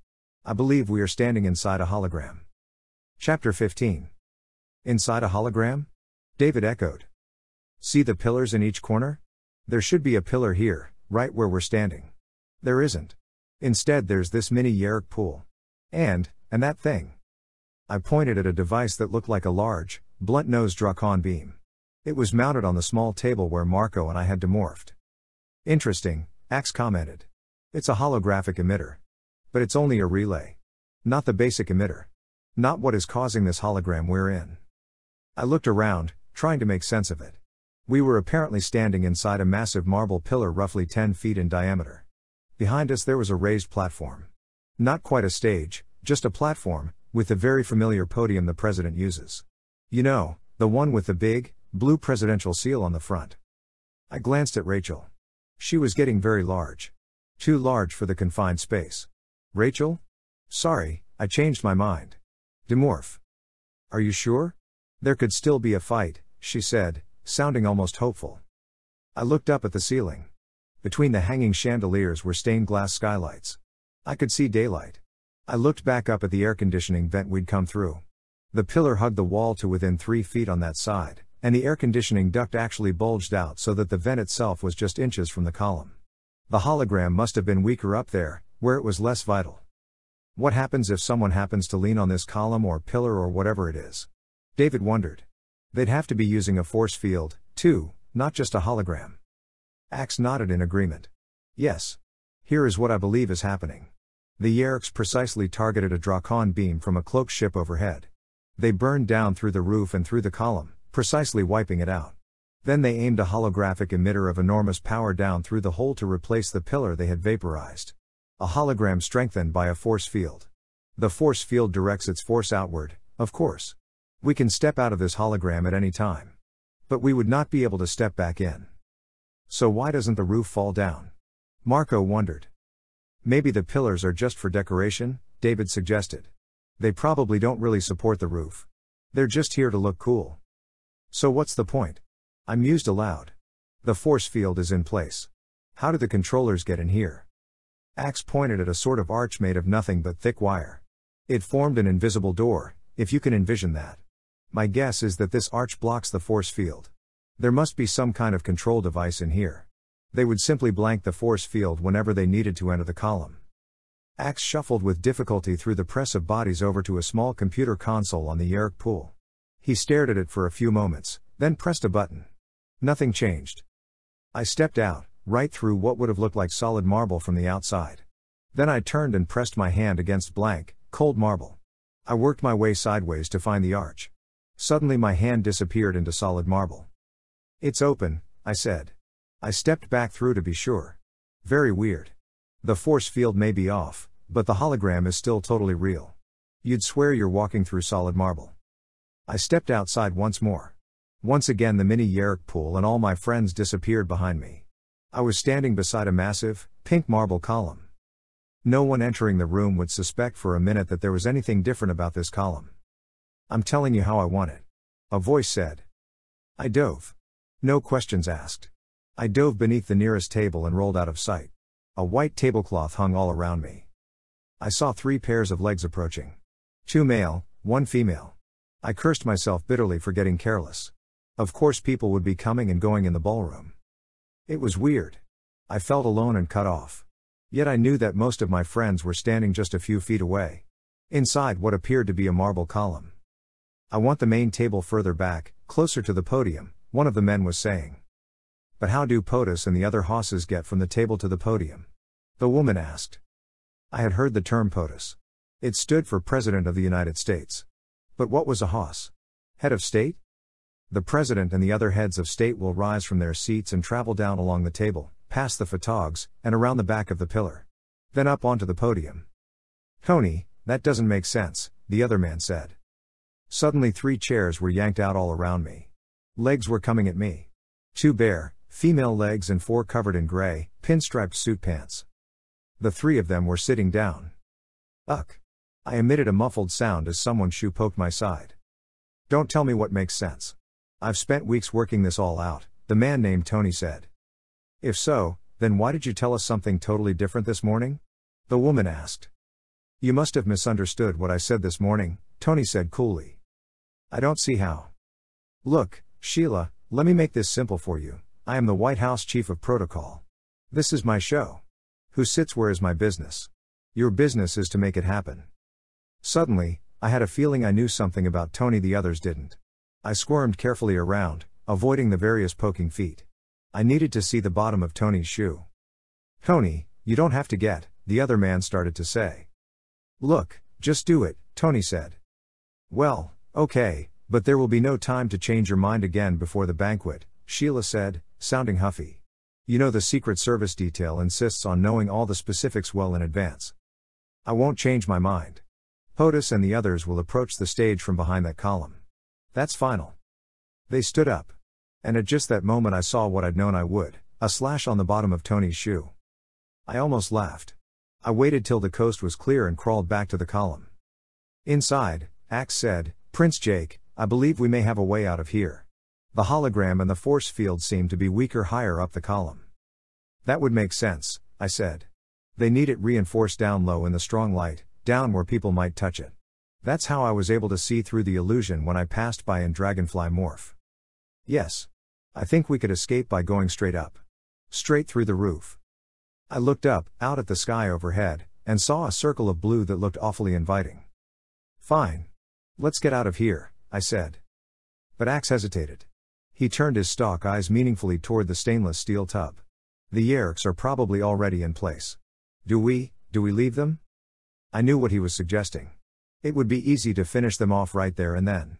But if we did, the Yeerks might simply be able to replace them. And they'd be warned that we knew their plan. Besides, there was something wrong about killing defenseless slugs. I was pretty sure of that. I shook my head. Let's fly. Some decisions are smart. Some are dumb. Some manage to be a little of both. This was one of those. Chapter 16. Tobias. Are you able to hear us? Axe called in thought speak. No answer. I wasn't surprised.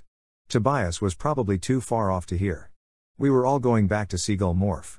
But if we flew straight up we would probably emerge from the middle of the roof. It would look as if we'd simply popped up out of the roof. The roof that was being watched by a dozen security guys, and probably the bald man. We needed a distraction. The fire alarm, David said. I did it once at my old school to get out of taking a test. He pointed at the small red lever on a nearby wall. Okay, I said. Good idea.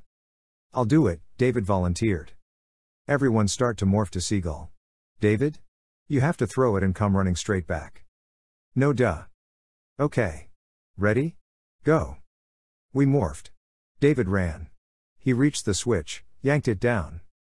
B5 in. David came racing back. Wham! His foot caught on a chair leg and he sprawled, hitting the ground. A split second later, the door of the ballroom burst open. 4 armed men came running in, guns drawn. In a flash I realized my mistake. Yes, the fire alarm would distract the regular guards. But the controllers would hear the alarm, too, and come rushing straight here, straight to their concealed Yeerk pool. David rolled under a table, out of sight. Instant decision time. Everyone finish morphing and get out of here. Now. I'll get David. But, Rachel said. Not now, Rachel, I said through gritted teeth. Close the archway behind me. David and I will find another way out. I dropped to my knees and crawled out of the pillar. I was out of sight of the advancing controllers as I made my way under the table. But peering down the long line of chair legs, I saw David. Only David wasn't David anymore. Cassie had helped him to acquire a combat morph.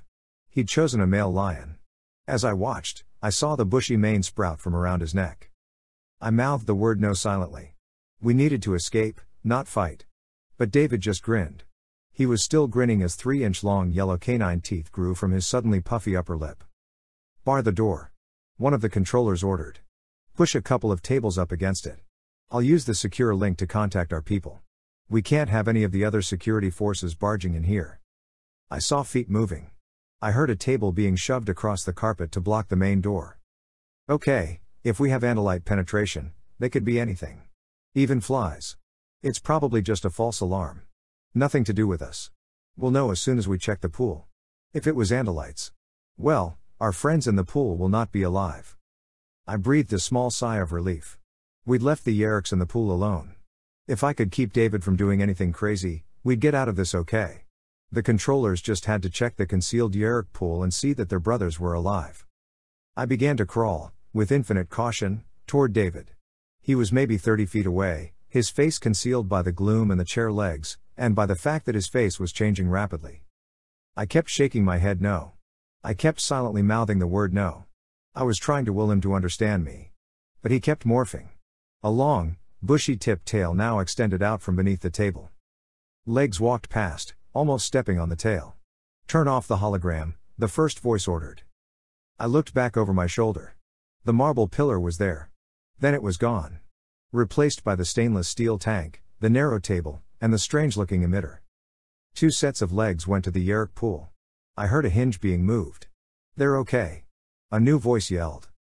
Okay, the leader said, sighing in relief. No way we have Andalite penetration then. They'd never leave our people alive. Clear the doors. I'll notify the others. Hologram on. The pillar reappeared. David was now a full-grown lion. He was twitching his tail. But it had twitched back out of sight.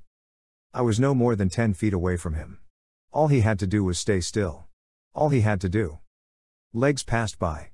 David turned his massive head. I saw his hindquarters bunch up, ready for the attack. I crawled forward as fast as I could, and, in the split second before he would have leapt, I grabbed his mane with my right hand. Now, let me pause to explain that just because I turn into animals all the time doesn't mean I've lost any respect for them. You see all these lions on TV, in movies, in commercials or whatever, and they're often tame and kind of sweet. Or you see them lying around with their paws in the air, sleeping in the shade on the savannah. But you need to realize something. The reason lions have lots of time to sleep is that they are very, very effective killers. They don't need to expend a lot of energy, because as long as there is prey, they'll eat just fine. I grabbed the lion's mane. About a millisecond later it occurred to me that this was David's first time in lion morph.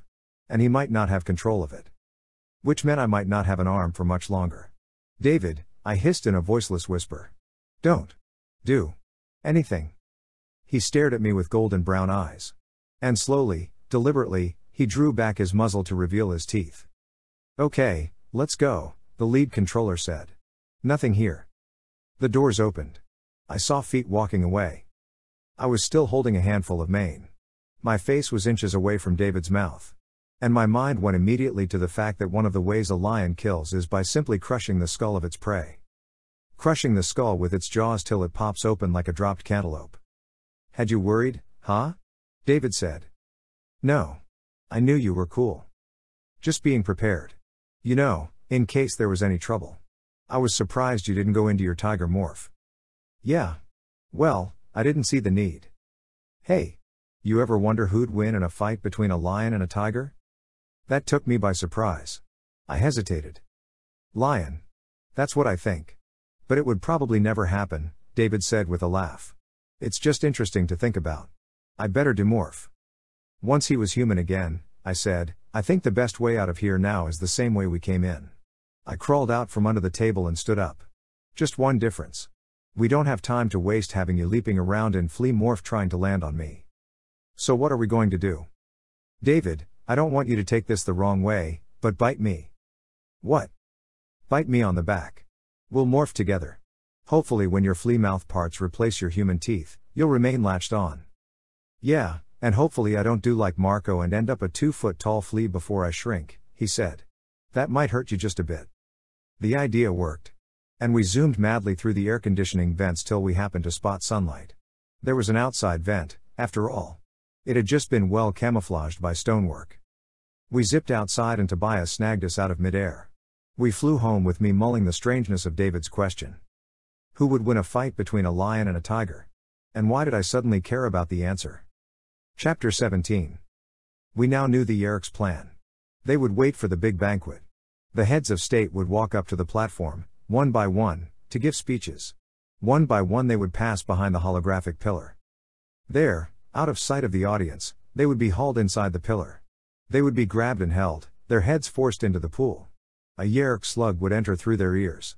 Minutes later, they would be controllers. Meanwhile, the holographic emitter we'd seen would project an image of the head of state continuing his walk up to the podium. He would seem to reappear on the far side of the pillar, walk up, and calmly deliver his speech. By the time the speech was over, the real head of state would be ready to emerge. The switch would then be done in reverse. Tony, the White House protocol guy, is the man with the slash on his shoe, I told the others as we gathered in the barn. That was the whole purpose behind grabbing the helicopter. It wasn't the president they were after right then. They want a grand slam, David said. They want all these guys at once. So they snagged the second helicopter, the one that always accompanies Marine One to throw off possible terrorists. Exactly, I agreed.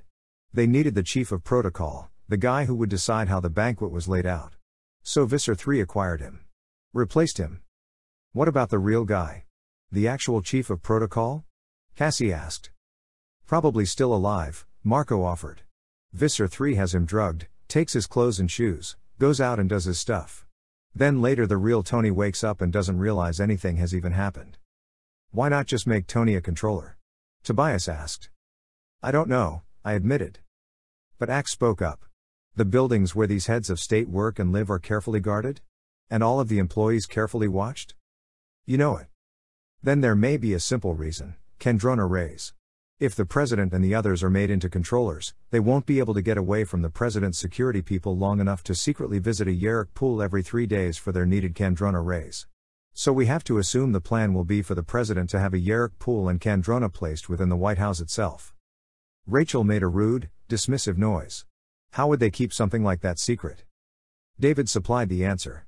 Only the president could order something like that done in the White House. And even then, only if most or all of his Secret Service guys and a lot of his staff were controllers, too. The big goal is to get the president and the others, Marco agreed. They need to get the president under control and he'll then make it possible for them to install a Kandrona in the White House itself. They need a Kandrona right there. They can't have well-known White House personnel secretly running around to Yeerk pools. So they didn't make this Tony guy a controller because if the whole scheme fails, he'll be stuck in Washington without access to a Kandrona. Cassie shook her head. Very clever, boys, but as usual you've overlooked a much simpler explanation. What simple explanation? I asked. Ego, Cassie said. You have to look at who we're talking about here. It's Visser 3. It's his biggest scheme ever. If it works, the battle for Earth is won. He'll be the big hero of the whole Yeerk empire. And if it fails, he'll look like a fool. So what's he going to do? Stay aboard the Blade ship and watch? Not Visser 3. He wants to be there. He wants to be able to say, look, I did it all. Me. I nodded. As usual, Cassie had seen what I had missed. Cassie grinned. Typical males, she said airily, self-mocking. All you think about is plot. You always forget it's about personality. It's about character. Visser 3 has to be there, see? He's an egomaniac. Marco, David, Axe, Tobias, and I all looked at one another, feeling a little disgruntled. I still like our explanation, David said, speaking for all of us. Well, I assume this banquet is tonight, I said, looking at my watch. And if I'm right, we have very few hours to figure out how to bust up this plan. I need to spend some time at home, Rachel said. You probably do, too, Jake. Actually, I'm pretty free for now, I said. You heard about Sattler, right? She hadn't. So I told her about our injured cousin. About my parents going to help out. And about the fact that Sattler was not necessarily going to survive. Everyone made the right noises of sympathy. So did David. But while his mouth was making the right words, I saw something disturbing in his eyes. Something I couldn't quite put my finger on. I glanced at him and he looked at me with a face that seemed to be shining with restrained excitement. Like someone who had just figured out how to win the lottery. And I heard an echo of Cassie's words in my mind. It's always about character. Chapter 18. I didn't know David. I realized that now. I hadn't really had time to get to know him. It had been one crisis piled on top of the next since we'd first learned about David finding the blue box. I knew each of the others. Name any situation.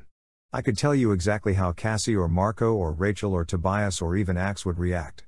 But David remained unknown. Unpredictable. He'd been brave, mostly. He'd done what he had to do, mostly. But there had been things, the way he'd been an eagle morph and attacked some passing bird for no reason. The way he'd gotten weird in the lion morph. And the thing with breaking into the hotel room. All totally understandable. Nothing really awful. Not given how his entire life had been ripped apart. He seemed to get along with Cassie and Rachel and Tobias okay. He mostly ignored Axe, like he was afraid of him. Which was easy to understand. And Elites take some getting used to. He and Marco obviously did not get along. But that was easy to understand, too. Marco is my best friend in the world. But, like Axe, he can take some getting used to. We made our plans for the banquet that night. And after we were done, with the sun just going down, I gave Cassie a private follow-me look. We went outside, leaving the others in the barn. I led her a little distance away, beyond the range of Tobias's sharp hawk hearing. You want to ask me about David? Cassie said. I think my jaw dropped open. Okay, how did you know? You've been watching him all afternoon like you're trying to figure him out. I nodded. Okay. So what do you think? About him? Cassie shrugged and looked back toward the barn. I don't know. I can't seem to figure him out. He's lost his family, his life, his home. He doesn't seem upset enough for that, you know? I mean, sometimes he acts upset, But I don't know. Well, that's helpful, I said, making a deprecating face. You're supposed to be the insightful one. I'm just a moron when it comes to figuring people out. Cassie laughed. Then she put her arm through mine. Take one worry at a time, fearless leader. We have the mission tonight. We have to save the world. Let's do that, then figure out the new kid. What do you think of the plan? Cassie rolled her eyes. Axe says it can be done and Marco says it's insane. I agree with both of them. The plan was pretty simple and straightforward. But it was ambitious, too. See, we didn't just want to save the heads of state. We wanted to force them to confront the truth, that there were aliens among us and that we were under attack. If we could do that, the world really would be saved. Axe had explained the way the hologram of the pillar and its force field were created. A ship, probably Visser 3's blade ship, was parked maybe 10,000 feet above the hotel. It was cloaked so it would be invisible to radar and eyesight. It had to hold its station perfectly, never wobbling. It beamed the holographic picture and the force field down through the roof of the banquet hall. It took enormous, unimaginable amounts of energy. Especially with inferior Yeerk technology, Axe had said snidely. And a light technology would do it better, of course. But Eric and the other Chi use holograms constantly, Marco pointed out. Their visible bodies are holograms. Yes. Obviously in that one area, the technology the Chi possess is somewhat superior even to Andalite technology. Way superior, Marco had said, deliberately busting Axe and grinning the whole time. Way superior.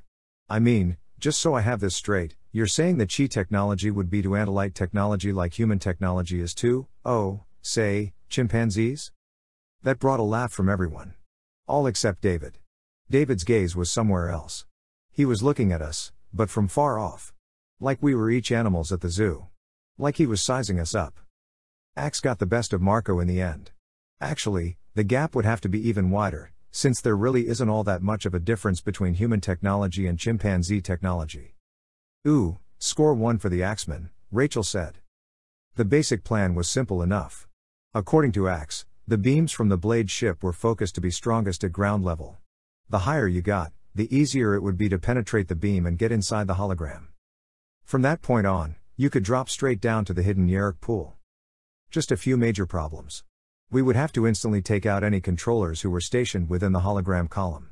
And if any of us stepped outside the hologram, there would be security guys on us before we could blink.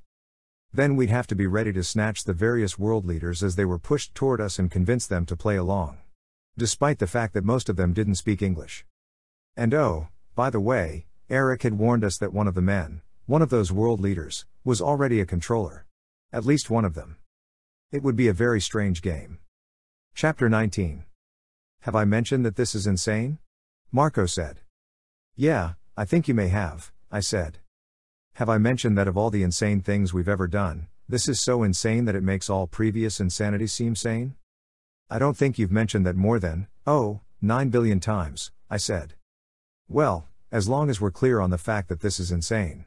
Insane. Marco, shut up or I'll squeeze harder, Rachel said. Here was the situation. We were all in birds of prey morphs. We were flying high. Too high for birds of prey at night with no thermals to lift us up. We were working at it, I can tell you that. We were flapping like idiots, fighting for every foot of altitude.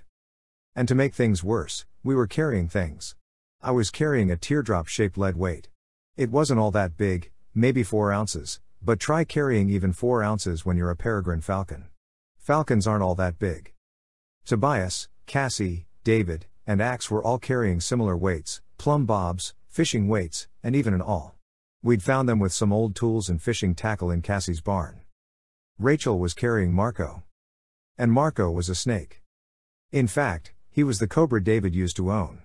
David's snake had been made safe by the removal of its poison sacs. But since Marco morphed from the DNA, the surgery was irrelevant. Marco was a fully functional cobra, with venom that could knock a horse down in seconds and kill it in minutes. Rachel, as the largest of us with her bald eagle morph, drew the task of carrying Marco. We were high above the beach, following the surf line so we wouldn't get lost. There was no moon. Even if there had been, we'd have never seen it because clouds, big, black, rain-soggy clouds, covered the sky. It felt like those clouds were right on top of us. Actually, they were. As I flew, I'd pass through wisps of their lower edges. The surf below was bright enough, though. It was a wavy, silvery line, advancing, retreating, but always pointing the way for us. Just in case we had trouble with the darkness, Cassie had gone into a great horned owl morph. Our birds of prey eyes were not nearly as good at night as they were in the day. But Cassie could see the individual sand crabs scuttling around hundreds of feet below us. Ahead and far below, the lights of the Marriott Resort were blazingly bright. It was lit up like a Monday night football game. We passed silently over the line of trees that marked the edge of the compound. "Oh, wow," Cassie said suddenly. "It's him. Cool." "It's who?" I demanded in alarm. "The president. He's walking from that cottage over to another cottage. Can't you see him? He's wearing shorts." "Hey, let's go see if we can get an autograph," David suggested, and then broke up laughing at his own joke. "Axeman?" Tobias asked. "Are we high enough up to be able to penetrate this force field?" "I believe so," Axe said. "Probably. Most likely." "Well, that's reassuring. Marco, of course." "I will go first," Axe said. "If I appear to run into an invisible wall and am knocked unconscious and fall toward the ground, you'll know the force field is still too strong at this height." Was that Andalite humor? I could never be sure. Axe pushed a little extra power into his Harrier wings and pulled ahead. We watched him fly over the banquet hall, directly over the place where we knew the hologram/force field entered the roof. He seemed lost for a moment, going this way and that, then. "I am inside," he said. "Ha! We're only 200 feet up. An Andalite force field would be 10 times this strong at this distance from the focus point." He flew in a very tight circle, staying within the beam. We flew to catch up with him. There was an itchy, creepy-crawly sensation as I flew through the perimeter. Like ants covering my feathers. But then I was in. And now, looking down, I could see straight through the perfect circular hole in the roof. It was light down there. Light enough for me to see the heads of 3 controllers. 3 of them, Rachel said. "No problemo." We could see the tiny, stainless steel Yeerk pool. And we could see the human controllers lurking beside it. 3 heads. 3 targets. "Ready?" I asked. "Let's do it," Rachel yelled. "I am ready, Prince Jake." "Definitely not," Marco said glumly. "Okay, I go first, then David, since we're the fastest in a dive. Then Tobias, Cassie, Axe, and Rachel with Marco, you come last. On the count of 3. 1, 2. I spilled air from my wings, flicked my tail, and headed straight down. I flapped to build up speed and I rocketed down that tube. The fastest thing in the air is a peregrine falcon in a dive. I broke 100 miles per hour within seconds and kept building speed. Faster and faster, as my laser intensity falcon eyes watched the head below me grow larger and larger. I gripped the lead weight in my talons. I was a dive bomber. And I was doing well over 100 miles per hour when I released my bomb. Now you know why we were carrying the weights. Chapter 20. Down, down, down like a diving fighter plane. I released the weight, flared my wings just a hair, slowed, and swept aside as David's own bomb dropped past me. My lead weight dropped. David's dropped. Then, more slowly, 3 more weights. Thunk. Thunk. The first 2 controllers went down like someone had, like someone had dropped a very fast-moving lead weight on their heads. I mean, they just dropped. The third guy was gaping at them when a near miss hit his shoulder. He jerked aside, avoiding the next bomb. But the final bomb caught him square on his head, and he fell over the other 2 controllers. We all inscribed tight circles inside the beam as Rachel went blazing past, trailing Marco from her talons. She flared and killed her speed at the last minute, then dropped expertly down through the hole. We followed. One of the controllers was moving, trying to roll over. Rachel released Marco. He dropped directly onto the moving controller and sank his fangs into the man's leg. He delivered a very small dose of toxin. Enough, we hoped, to keep the guy down but leave him breathing. One by one, we landed. It was bizarre beyond belief. We were invisible to everyone else in the banquet hall, but they were not invisible to us. The place was jammed. Hundreds of people, men in tuxedos, women in gowns.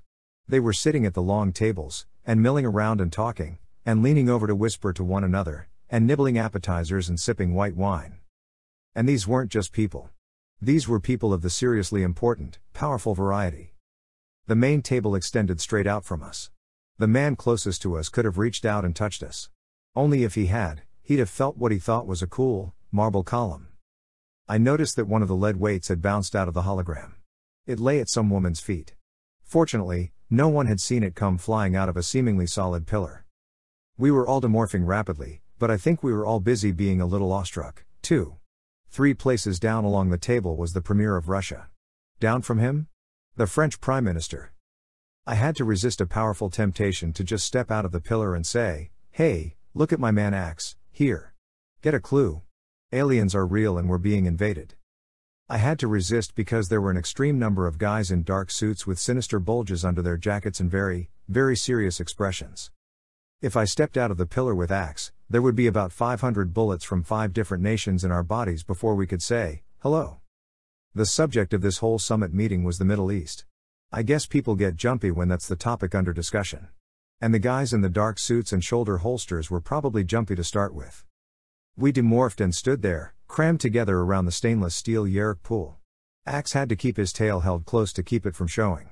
I didn't even want to think about what would happen if that tail blade suddenly appeared from the middle of a marble pillar. Now what? Rachel mouthed silently. We wait, I said just as quietly.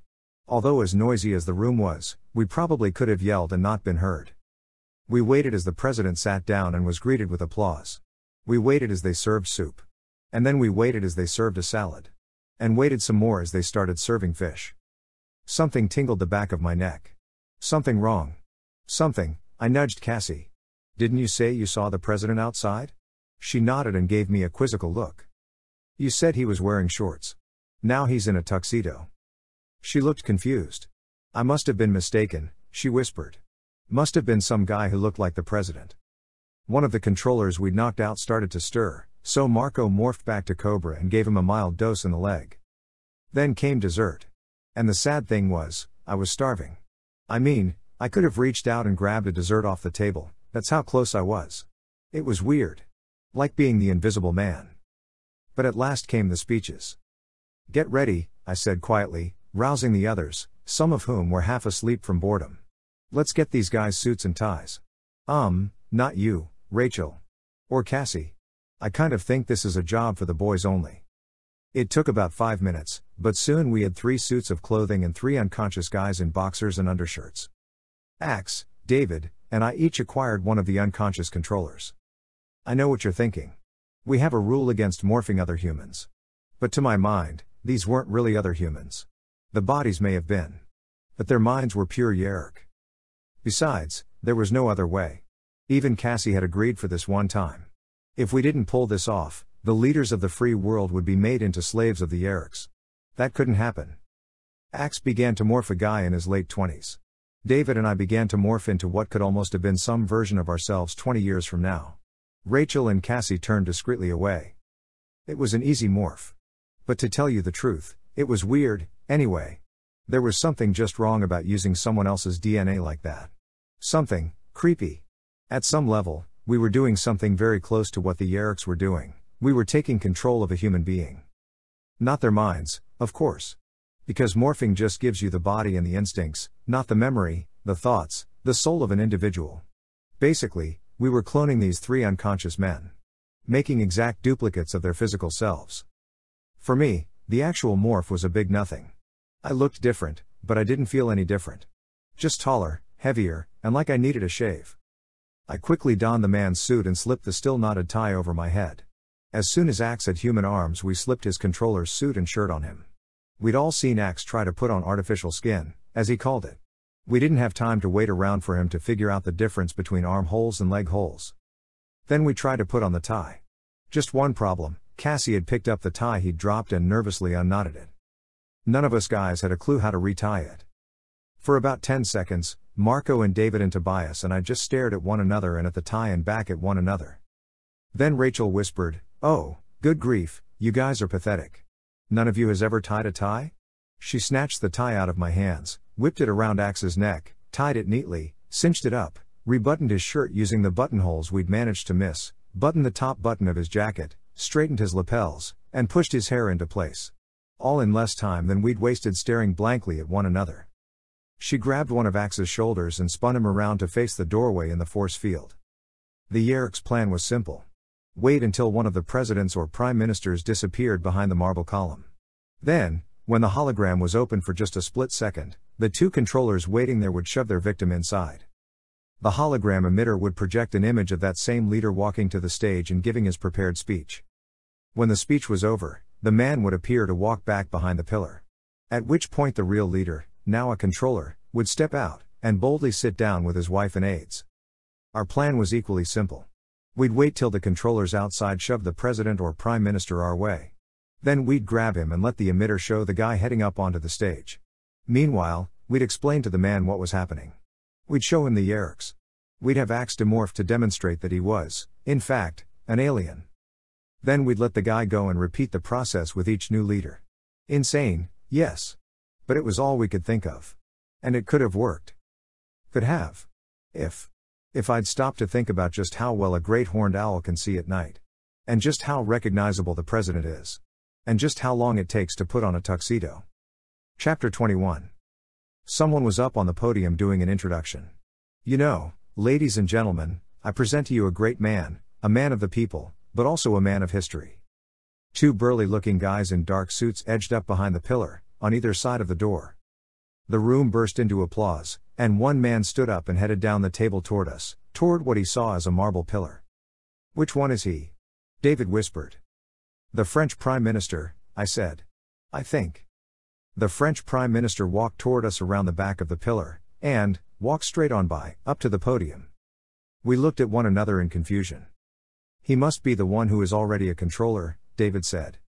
I nodded. But I wasn't too sure. Something was bothering me. Hovering just out of reach in my brain.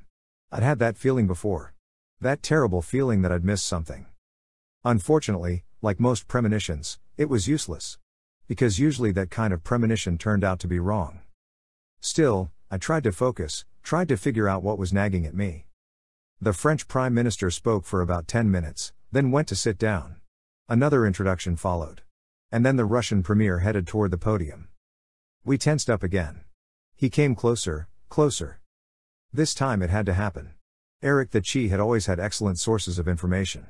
And Eric had said only one head of state was definitely a controller. The Russian Premier walked past. And on up to the platform. He began talking, pausing every few seconds for the translator to translate his speech into English.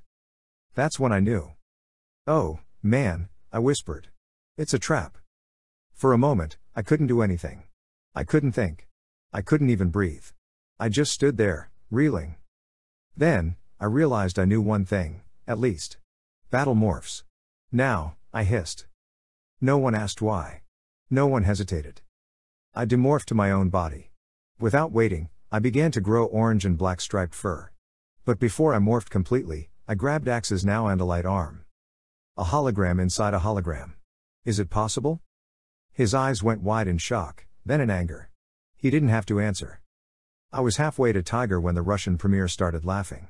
He was standing at the podium just laughing, although he still seemed to be delivering his speech. He was looking out at the audience, speaking Russian. But now, from within the Russian Premier, came the sound of laughter.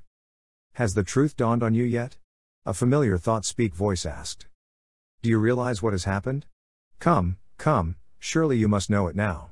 Surely such brilliant fighters as yourselves must have figured it out. From the very middle of the Russian Premier, a hooved leg emerged.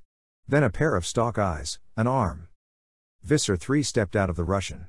Out of the hologram of the Russian. The Russian kept talking. The audience kept nodding appreciatively and interrupting with applause. But none of it was real. We were inside a hologram of a marble pillar. But the hologram of the marble pillar was inside a hologram showing a room full of people. A hologram showing a president who in reality was outside. Wearing shorts, just as Cassie had seen him. Turn off the outer hologram, Visser III said. Instantly the entire room full of people disappeared. All the heads of state. All the guests. All the food. All the sounds of laughter and applause and conversation. It all disappeared. Instead, we saw the banquet room itself. Empty, except for the rows of tables and chairs. That, plus a solid wall of Horkbire warriors completely encircling us, each with a Drakon beam leveled directly at us. Or at least at the marble pillar they could see. Now, Visser III said with exquisite enjoyment, now, you may turn off the inner hologram. We knew that the marble pillar had disappeared. We were now exposed to the army of Horkbire. And not 3 feet away from Visser 3 himself. We stood there, a strange collection of animals, a tiger, a lion, a bear, a hawk, a wolf, a snake, and an andalite. We were a formidable force. But we were nothing compared to the small army that surrounded us. If one of us had so much as twitched, 30 or 40 Drakon beams would have fired instantaneously. And a split second later we'd have been nothing but atoms. By the way, Visser 3 gloated. The real banquet is tomorrow night. Chapter 22. Trapped. We had a simple choice, surrender or die. Only in reality, it was worse than that. Even if we surrendered, there was no guarantee we'd live. And at the very least we'd be made into controllers. Let's get them. Rachel said. What do we have to lose? At least we can take a few of them down with us. No, we can't, Marco said flatly. We'll never even lay a paw on any of them. We won't get 2 feet before they fry us. Are we going to die? David wailed. Cassie nuzzled against him, comforting him, as much as a wolf could comfort a lion. Demorph, Visser 3 ordered. Don't worry, I have no desire to kill you. After all, 6 Andalite host bodies? It would be a great accomplishment for me. All of my most trusted lieutenants could have morphing power. That, plus making hosts of the most powerful leaders of this planet? I'll be Visser 1 before the week is out. Ha ha. I'll be sitting on the Council of 13 within a year. I swear the evil creep practically danced with glee. The urge to at least take a leap at him and maybe, just maybe, get my claws on him was so powerful I almost couldn't think straight. But at the same time, something was bothering me about what he'd said. About several things he'd said. Starting with the fact that he'd said there were 6 of us. He couldn't have overlooked a lion, a bear, a tiger, or a wolf. Certainly he didn't overlook Axe. I tried to glance sideways and see the others. I could make out Tobias, sitting right out in the open where Visser 3 had to see him. Which left? Marco. You might just overlook a snake. Especially if that snake was behind the stainless steel pool. Marco. Can the Visser see you? Probably not, but about 9,000 Horkbuyer can. Marco, are they looking at you? I mean, are any of them looking at you? Actually, no. I felt like my brain was working in slow motion. Visser 3 didn't see Marco. His Horkbuyer didn't seem to be looking at Marco. And Visser 3 was still planning to go after the heads of state. All of which meant. What? I'm growing impatient, Visser 3 said. Demorph. Do it now. If you refuse, I'll kill you one by one till you decide to comply. He raised a Drakon beam weapon and pointed it. The tip of it traveled from one of us to the other. Tobias, Rachel, me. Who dies first? Wait. David cried. Don't shoot me. I'll demorph. I don't care about these, ah. Cassie clamped her jaws around David's right hind leg. Sweet, gentle Cassie. Hoo ow. David roared in rage and pain. A roar that made my skin vibrate and made Visser 3 jump. Instinctively David jerked around, reaching for Cassie's head with his own fangs. But Cassie was too clever for that. David spun around, trailing Cassie like an extra tail, but he could not reach her. Stop it. Stop it or I'll shoot now. Visser 3 yelled. David. I yelled. Get a grip. Stop it. The Horkbuyer just kept watching, Drakon beams raised as the weird fight of lion and wolf continued. And that's when it began to click. Even as I was yelling at David, the last puzzle piece fell into place. How the heck did he get all those Horkbuyer in this place? I demanded suddenly. We could barely get a dragonfly in here.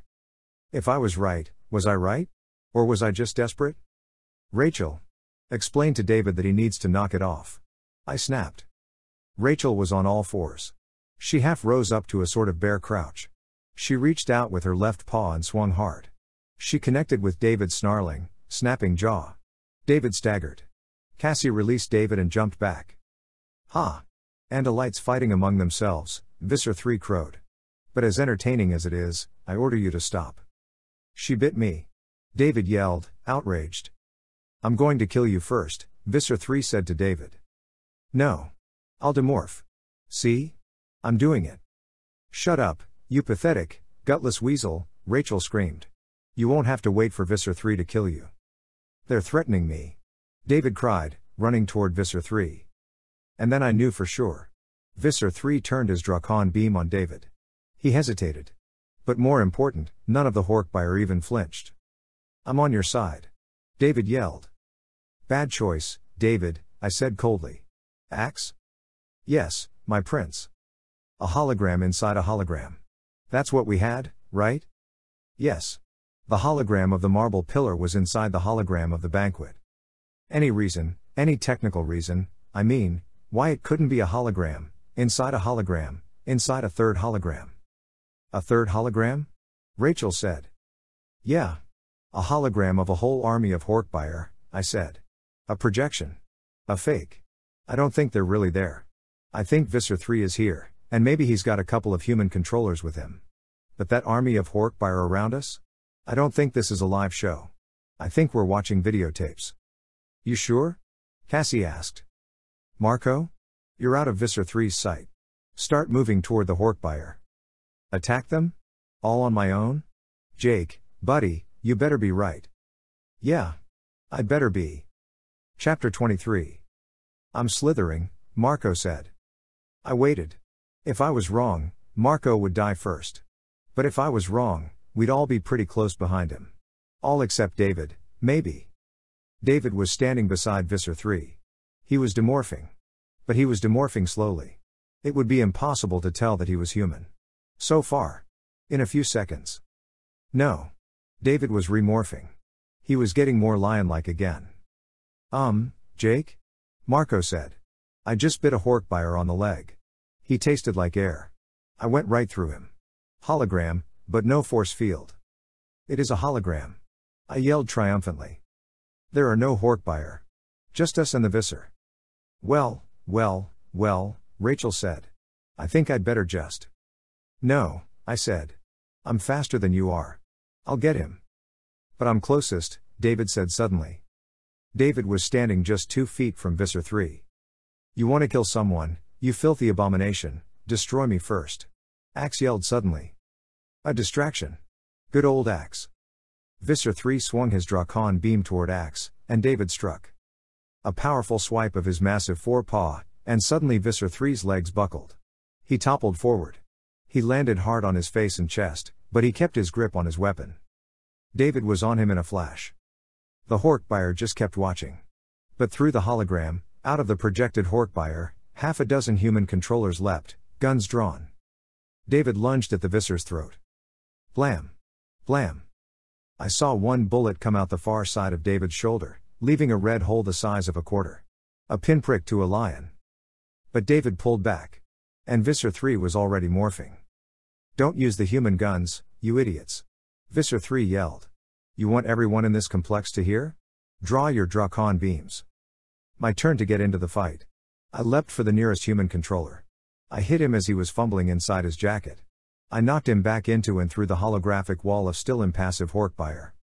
Suddenly we were outside the illusion. We were in the empty banquet room. I rolled off the human controller, got just enough distance, and nailed him across the face with my paw. He went down and stayed down. It wouldn't kill him. But getting hit by a tiger, even with claws retracted, was roughly like getting popped in the jaw by a cement block. The remaining guards were struggling to draw Drakon beams. David was all over Visser 3, but Visser 3 was getting more powerful by the second. I don't know what hideous alien beast he was morphing, but it was dark and large and had more arms than it should. I leapt at the next controller I saw, but Rachel loomed up behind him and tapped him lightly on the head. A light tap from a grizzly was more than enough. The man dropped like a sack of potatoes. But 2 more controllers now had Drakon beams drawn and aimed. Cassie leapt. Ceu. A Drakon beam fired. Cassie howled and fell short of her target. A burn striped her side, as if someone had placed a red-hot pipe against her. I could smell burned fur. The controller who'd shot her ran up and pointed his Drakon beam directly at her head. No! I yelled. Visser 3 had managed to push David away, but large and terrifying as the Visser had become, he suddenly discovered he had an andalite tail blade pressed against his throat. Tell him not to fire. Axe said. If he pulls the trigger on that Drakon beam, I remove your head. Everything froze.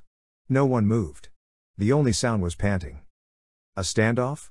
Visser 3 practically screamed. I won't accept that. I have you. I have you at last. You won't escape me.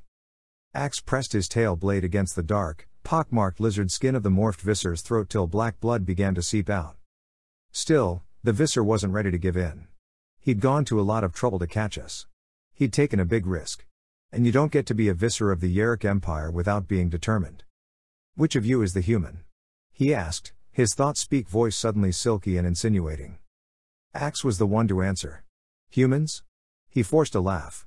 You are losing your sense of reason, Visser. Humans do not morph. I know you found the blue box, Visser 3 said coolly. I know a human boy named David found it. And I know you Andalite bandits have gotten to him. You either killed him or made him one of you. And killing him in cold blood wouldn't have suited the hypocritical Andalite sense of morality. He was demorphing, returning to his own stolen Andalite body. His stalk eyes were re-emerging now, and he turned them to look from one of us to the other. One of you is the human child named David. It's to you that I'm speaking, David. David? Your parents are with me. They miss you. They would like to see you again. David, don't say A, I started to say. But too late. You took my parents. David said. You turned them into Yeerks. Yes. But we would not do that to you, David. I give you my word. You would be allowed to live free with your parents. Liar, Axe sneered. The word of Visser 3. What other choice do you have? Visser 3 continued, ignoring Axe. We know what you look like. You'll never be able to go out in the world again, David. Never go to one of your human entertainments. Never. Silence. Axe said. Are you afraid for the young human to hear the truth? You see, David? They can't allow you to learn the truth. The Andalites are a race of liars. One of the controllers touched the earpiece in his ear. Visser. Humans coming. So, what will it be, David? The Visser asked. Come with us now. We'll take you to your parents. Don't waste your time, Visser, Axe said. Visser. Humans coming, fast. U.S. Secret Service. We're monitoring their communications. They are searching for the location of all the noises. They'll reach us in minutes. Visser 3 hesitated still. I could see the frustration on his face. His main eyes were burning with rage. Come over to us, David. Go to your old home. We'll watch for you there. Come over to us. We'll make you powerful. Safe. Visser 3 began to morph again, this time emerging as Tony, the protocol chief. One of the controllers was already opening a briefcase with one of Tony's suits inside. Turn the inner hologram back on, Axe directed. Just wait till we are all inside it. We drew apart, two armies observing a truce. The Yeerks backed toward the door as Visser 3 continued to morph to human. We edged within the area that would be concealed by the hologram of the pillar. 10 minutes later, we were away from the resort. Shaken. Filled with doubts. No closer to our goal of protecting the leaders of the free world. But alive. Chapter 24. We flew home through darkness. I knew the moods of my friends. I knew who would explode and when. I contacted them, one by one, in private thought speak. Don't say a word, Marco, I warned. About what? About the fact that David was ready too. I don't have time to argue, Marco, just don't. I never do that. I never hand out orders. I mean, I am supposed to be the leader, but I don't give orders. I just don't feel like I have the right. But this time I had no choice. One wrong word, and we could be in bigger trouble than we were already in. You guys know I was just faking the big Yeerk out, right? David said. Yeah, right, Rachel began. Rachel. Shut up. I snapped so only she could hear me. I was. David yelled. I was never going to surrender. And you had no right calling me a coward, Rachel. Maybe you're a coward. Rachel. Not one word, I said. You hear me? Not one word. Then, one by one, I contacted Tobias, Axe, and Cassie. The message was the same, no one disses David. We all accept his story. We all play along like we believe it. I mean, look, David was saying, I'm the one who took him down, right? I mean, I got the creep. Even though Cassie had been chewing on my leg. Which was totally unnecessary. You did great, David, I said. Yeah. I think you almost finished the guy off, Marco enthused. I was impressed, Rachel said. Then added privately to me, the gutless, treacherous little worm. He blows with the wind. He turned on Visser 3 when he saw we might win. David seemed to relax as we flew. Then he went beyond relaxing. He started bragging. Like I was ever scared of that guy? No way. Him and me, we had a score to settle. And I would have taken him down, only the way it played out I couldn't. You know, Because they got Cassie and all. Yeah, thanks for holding back, David, Cassie said. I guess you saved my life. No problem, David said. It went that way all the trip back to the barn. David boasting, us reassuring. And the truth was, I couldn't be totally sure he wasn't telling the whole truth. My instincts told me he was lying. That he'd gone over to the Visser, and only turned on him when, as Rachel had said, he saw how the wind was blowing. But I couldn't be sure. All I knew for sure was one thing: we couldn't act like we were suspicious of David. If he was lying, we'd just end up warning him. If he was telling the truth, we'd destroy any possibility of trust between us. So we had to shut up and play along. For now. It was late when we got back to the barn. Rachel had to rush home to avoid getting grounded for all of eternity. Cassie had to invent some story about having come across an injured raccoon who got away. Her parents would accept that. Marco was basically toast, unless he'd gotten lucky and his dad had gone out on a date. Turned out he had not. Marco was going to be applying fertilizer to the lawn and losing TV for a week. Axe and Tobias had no problems. Neither did I. I knew Tom was probably still out. And with my parents out of town, I wasn't in danger of getting grounded. I spoke privately with Tobias and Axe. Then I flew home and demorphed. I rumpled my bed and stuck a couple of pillows under the covers to make it look like I was sleeping. I wolfed down some food, carefully leaving dirty dishes around for when Tom came home. He'd see the dishes and figure I'd raided the refrigerator before going to bed. I even left the TV on, something I do by accident sometimes. Then I morphed again, and flew back to the barn to wait. I resumed human form, crouching and shivering in the bed of Cassie's dad's pickup truck. I didn't see Axe or Tobias, but I knew they were there in the night, somewhere. Midnight. Nothing. 1 o'clock. Nothing. Maybe I was wrong. I hoped I was wrong. If I wasn't wrong, I didn't know what to do. I'll tell you something, though. You don't want to try and be hopeful at 1 in the morning. It's nothing but depressing at that hour. Cassie's house was dark. Everyone was asleep. 2 o'clock. It began to rain lightly. Only there's no such thing as light rain where you're hunched down on a bag of peat moss in the back of a pickup, wearing bike shorts and a t-shirt. I crawled stiffly out of the bed of the truck and climbed into the cab of the truck. Unbelievable. The keys were in the ignition. I turned them to the on position and switched on the radio very low. That at least was an improvement. 2:30. I was wrong about David. If he stayed in the barn, I was wrong. And he was staying in the barn. I kept playing the scene over and over in my mind. The moment when he said, "Wait. Don't shoot me. I'll demorph. I don't care about these," and then the fight between him and Cassie. Was David telling the truth? Was it all just a clever plan to get close to Visser 3? Had Cassie just gotten in the way? They're threatening me. That's what he'd yelled as he ran to the Visser's side. All part of a plan? I was fighting sleep and losing. My head kept falling forward, then suddenly snapping back as I jerked to consciousness. My eyes were bleary from peering at the barn. And, in fact, I missed it when it happened. But Axe didn't. "This is Axe Emili," he said, in as loud a thought-speak as he could manage. "We have an eagle leaving the barn." Tobias's thought-speak came from somewhat closer. "I see him. Jake? I hope you hear me. Because we have a traitor." Chapter 25. Tobias came swooping down to land beside me on the back of the truck. "Follow him," I said tersely. "But don't let him see you. Axe and I will follow." Tobias spread his wings and took off.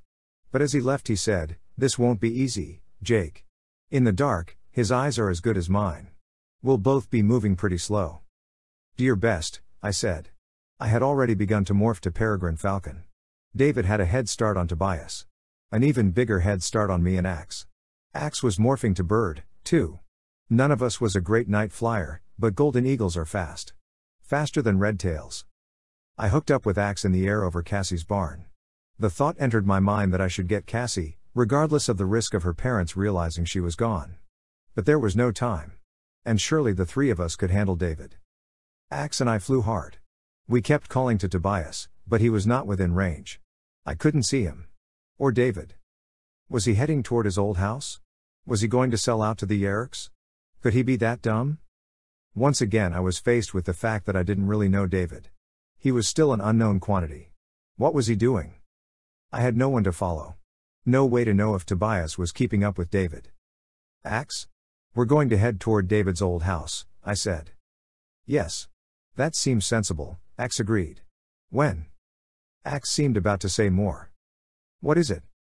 If David is joining forces with the Yeerks, what shall we do with him? I don't know, I said. We flew hard, flapping all the way. We flew above the darkened homes, above the empty streets, above the abandoned businesses. Every few minutes I would call out to Tobias. But he didn't answer. And slowly, another possibility began to occur to me, that it wasn't just a case of Tobias being out of range. Maybe Tobias couldn't answer. Axe? Keep an eye out for Tobias. I am. I do not see him in the sky anywhere. Not in the sky, I said. Keep an eye out for him on the ground. You think David may have attacked Tobias? Axe, I do not know what to think. I just keep hoping this is all some big misunderstanding. How do we fight against a traitor? An Animorph? We are close to David's house, Axe pointed out. Visser 3 said they'd be watching for him there. Which means they'll be watching for us, too. I looked down at the house. It still showed signs of the epic battle that had taken place there. The window of David's old room was a gaping hole, shattered glass, splintered wood, siding peeled off and hanging down. A truck was parked across the street. A brown UPS truck. I'd never seen a UPS truck parked on the street before. I wonder how many Hork buyer they have crammed in there? I said. I do not see David. Or Tobias. Me neither. But David could be in the house. I'll have to go in and see. Prince Jake, this is a trap. Yeah. I know. The Yeerks are on the lookout for David. But if he's here, do they know he's here yet? Maybe they missed him arriving. Maybe he's inside and hasn't been spotted yet. Or maybe he's undecided. Maybe he just needs to think about all this. That is a highly unacceptable number of maybes. Yep. Sure is. Axe? I need you at your most dangerous. And that's as an Andalite. Land in that backyard 2 houses down. Demorph. And be ready to jump some fences. I should stay with you. No. I'm going in alone. If David can still be reached, that's the only way. I'd like to pretend that I was some fearless hero right then.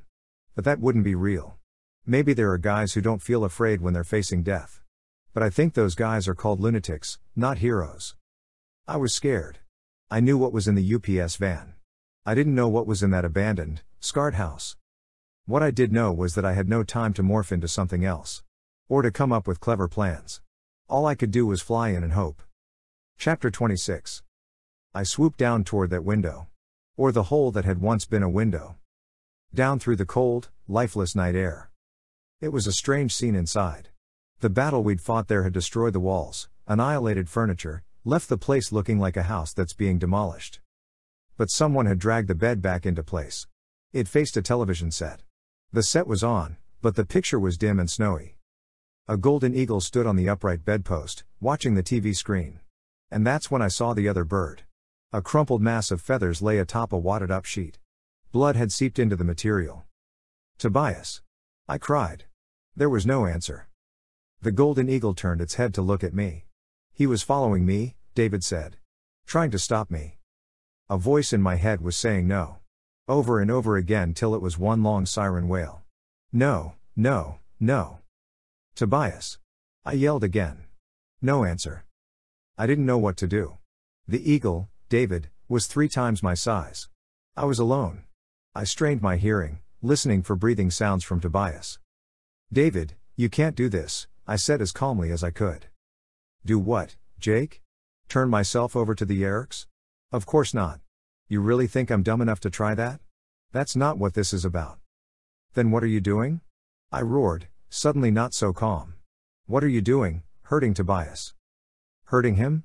Oh, he's dead, in case you were wondering, David said. Definitely dead. My mind kind of went numb as he spoke those words. I strained to hear breathing sounds from the clump of mangled feathers.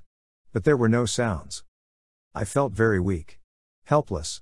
How could this be? How could I have let it happen? Why are you doing this? I pleaded. What choice do I have? The Yeerks know me. My parents would turn me in. And you and the others? Hey, you made it clear the other night when I checked into the Holiday Inn, right? What was it you said? Something like, if you go around using your powers however you want, we can't have you around. You're a danger to us. I recognized the words. You think I don't know you were threatening me, Jake? David said. I'm not spending the rest of my life taking orders from you. You and Marco and Rachel and Cassie? You're like this clique or something. Like, do what we say, or you can't be one of the popular kids. My family used to move around a lot. I was always the new kid in school. I got used to being pushed around by the so-called popular kids. That's all this is. This is like you and Marco and Rachel are the cool kids, and I'm just the new kid, right? So you get to push me around? Rachel gets to call me a coward? Because I want to stay alive? I don't think so. You murdered Tobias because you think this is some stupid school thing? I yelled. Murder? I don't think so, Jake, he said with a laugh. He's a bird. You may kill a bird, but it isn't murder. I'd never do that. I wouldn't hurt a human. But hey, an animal? That's a different story. He stared hard at me with the laser-focused glare of the golden eagle. And what could I do? He was as fast as me. Bigger than me. If he had outfought Tobias, with all his experience, he would outfight me. What choice do I have, Jake? David asked, almost sadly. No family. No home. Can't even step out in public as a human. Yeerks after me. The rest of my life I live in Cassie's barn? Do what I'm told? Let Marco hammer me? Let Rachel look down her pretty nose at me? And in the meantime risk getting trapped as a flea or something? Or killed? Maybe you want to be the big hero, Jake, but not me. I have this power now. I'm going to use it. The Yeerks will never stop looking for you, I said. They'll never find me. See, all I have to do is acquire some other human morph, right? I can be human for 2 hours at a time. I even have a person in mind. And using my powers, I can take anything I want. Anything. I can be a millionaire if I want. If the Yeerks don't get you, we will, I said. Yeah, I know, David acknowledged. But already there used to be 6 of you and now there are just 5. Pretty soon, Jake, it'll be 4. That's when the eagle spread his wings, flapped hard, and shot toward me. Chapter 27. The golden eagle was huge. The wings seemed to fill the room. The talons, raked forward and open wide, would rip me open in a flash. I dropped backward, flat onto my back on the floor.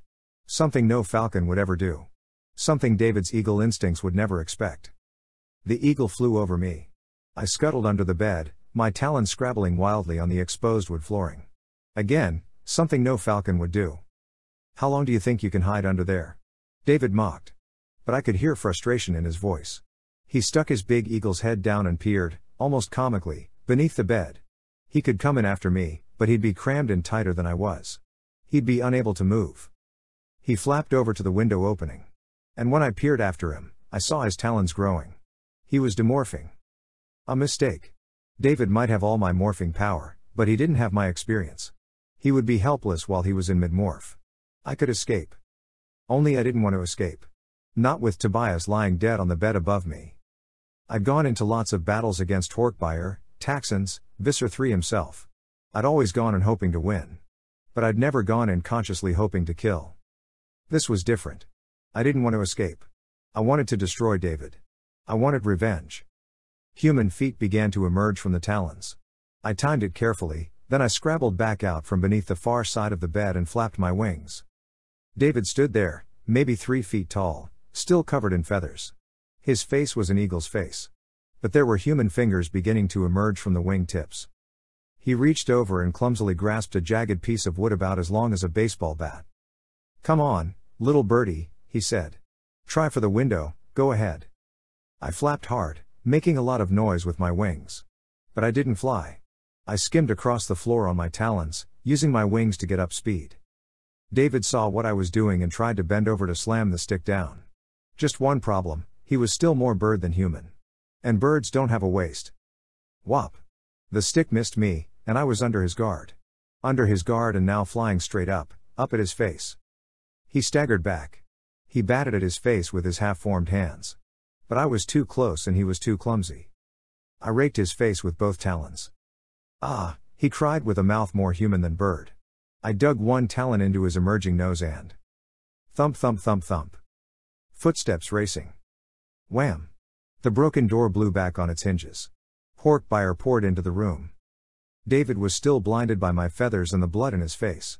I immediately let him go, dropped straight down, and turned for the window. I blew through it with Horkbire claws tearing at my tail feathers. David leapt out the window. I was airborne, but his falling body slammed me out of the air. We went down together. Hard. The swimming pool was behind us. David was on his back, but already remorphing. Horkbire leapt fearlessly out into the dark yard. They were a species raised in the trees. A 10-foot drop meant nothing to them. Thwomp. Thwomp. Thwomp. 3 big Horkbire landed on the grass. Their T-Rex feet dug deep into the sod. Their blades flashed dully in the dim light. I lay stunned, my feathers muddy and stiff. David was morphing as fast as he could. His human features were already almost gone. But neither of us was going to get airborne fast enough to clear the fence and get away. I'd need a running start to get that high that fast, and with the pool behind me I was trapped. The Horkbire ran straight for us. It would be over in a few seconds. I tensed up, waiting for the blade slash that would cut me in two. But then, something flew overhead. Over the fence. Over the pool. No, it didn't fly, it soared. Axe cleared the fence and the pool and dropped almost daintily down between me and the advancing Horkbire. I thought you might wish some assistance, Prince Jake, Axe said calmly. And a light. The biggest Horkbire spat. Yes, and a light, Axe said with all the natural arrogance of his people. What a pity for you, Yeerk. Now, 1 Andalite is not a match for 3 Horkbire. But the Yeerks have a very healthy respect for Andalite tails. So the Horkbire hesitated. They didn't hesitate for long, but it was long enough. Axe reached down, scooped me up in his many-fingered hands, and leapt backward over the pool. Whoa! I didn't know you could do that. I said. I didn't, either, Axe said. Horkbire raced around the pool, coming for us. Now that they were past their first hesitancy, they were fixated on the 1 Andalite they could see and be sure of. They abandoned David. Axe turned around and leapt the fence, facing forward. The Horkbire didn't bother to leap. They came barreling straight through, wiping out the fence in an explosion of splinters and a barrage of noise. Lights snapped on in neighboring houses. But too late for the Horkbire. Too late for them to see that the neighbor on this side also had a pool. Axe skipped clear of this swimming pool. The Horkbire plowed in. Paloosh. The 3 7-foot creatures weren't going to drown. The pool was only 6 feet deep. But they weren't going to catch us, either. Overhead I saw the eagle fly. I have to go after him. I said. Wait till I can morph and come with you. Axe said. No. We can't lose him. I said. Don't follow me. Get help. Get Rachel, she lives close. She can use her owl morph to find us. Maybe. Good hunting, Prince Jake. Normally I would have said don't call me Prince. It's a running joke between me and Axe. But this wasn't a night for jokes. Axe? I think Tobias is dead, I said. I think David killed him. That would be a most terrible thing, Axe said. Yeah. Get Rachel. If David's killed Tobias, we may have to do a terrible thing, too. Get Rachel. I took to the air and raced after the golden eagle. Chapter 28. He saw me. He knew he was stronger than me in the air, but still he flew on. On through the night, as fast as we both could fly. We passed over the school. We passed over the construction site where the others and I had first encountered Elfanger and become what we were today. I thought he was flying back toward Cassie's barn. But he kept going, apparently without any specific idea of where to go. You've been a long time in that morph, Jake, he called to me. Better demorph. Not as long as you've been in your morph, David. I guess you're right. I was looking for the right place to do this. But I guess I'll have to take whatever comes up, he said. I didn't know what he meant. But then I saw him gliding downward. Down toward the empty mall below us. He disappeared behind a stack of air conditioning equipment on the vast mall roof. I looked back, trying to see if Axe had decided to follow me. But no, he'd have done what I asked. He'd have gone to get Rachel. Nothing. The sky was empty. I glided down toward the mall roof, avoiding the area where I'd seen David land. I came to rest on the gravelly roof, exhausted from the endless flapping. I looked carefully, fearfully into the darkness. I strained my hearing. But no one was near. I watched to see if David would fly away again. But in my heart I knew he would not. David had picked this place. David wasn't going to run. I demorphed and soon stood there, feeling out of place, conspicuous. And yet I was invisible to anyone on the ground. A raised edge went all around the mall roof. Behind me and to the right were the walls that rose up to the 3rd floors of the big department stores. I was 2 floors up above the main mall itself. I began to morph again. All right, David, I said to the darkness. You want this fight? You can have this fight. The orange and black fur swept across my body. The long tail extended out behind me. I fell forward onto footpads the size of frying pans. I tested my claws, extending them slowly from their sheaths. I felt the tiger's instincts welling up beneath my own. I had done this morph many times. I had long since learned to control the tiger's bloodthirsty instincts. But I didn't want to control them. Not this time. Not with Tobias lying dead. I sniffed the breeze and smelled him. I listened and heard the stealthy pad of feet on the gravel and tar paper. I looked, with eyes that were indifferent to darkness. He was 50 feet away. His mane ruffled in the breeze. His tail swooshed restlessly back and forth. You never answered me, Jake, he said. Lion versus tiger. Who do you think will win? Let's find out, I said. Instantly he was a tan blur, racing straight at me, low to the ground. So fast. Faster than a human could react. So fast that human prey would not have had time to scream. But I wasn't human. Like a runaway train he came at me, yellow fangs bared.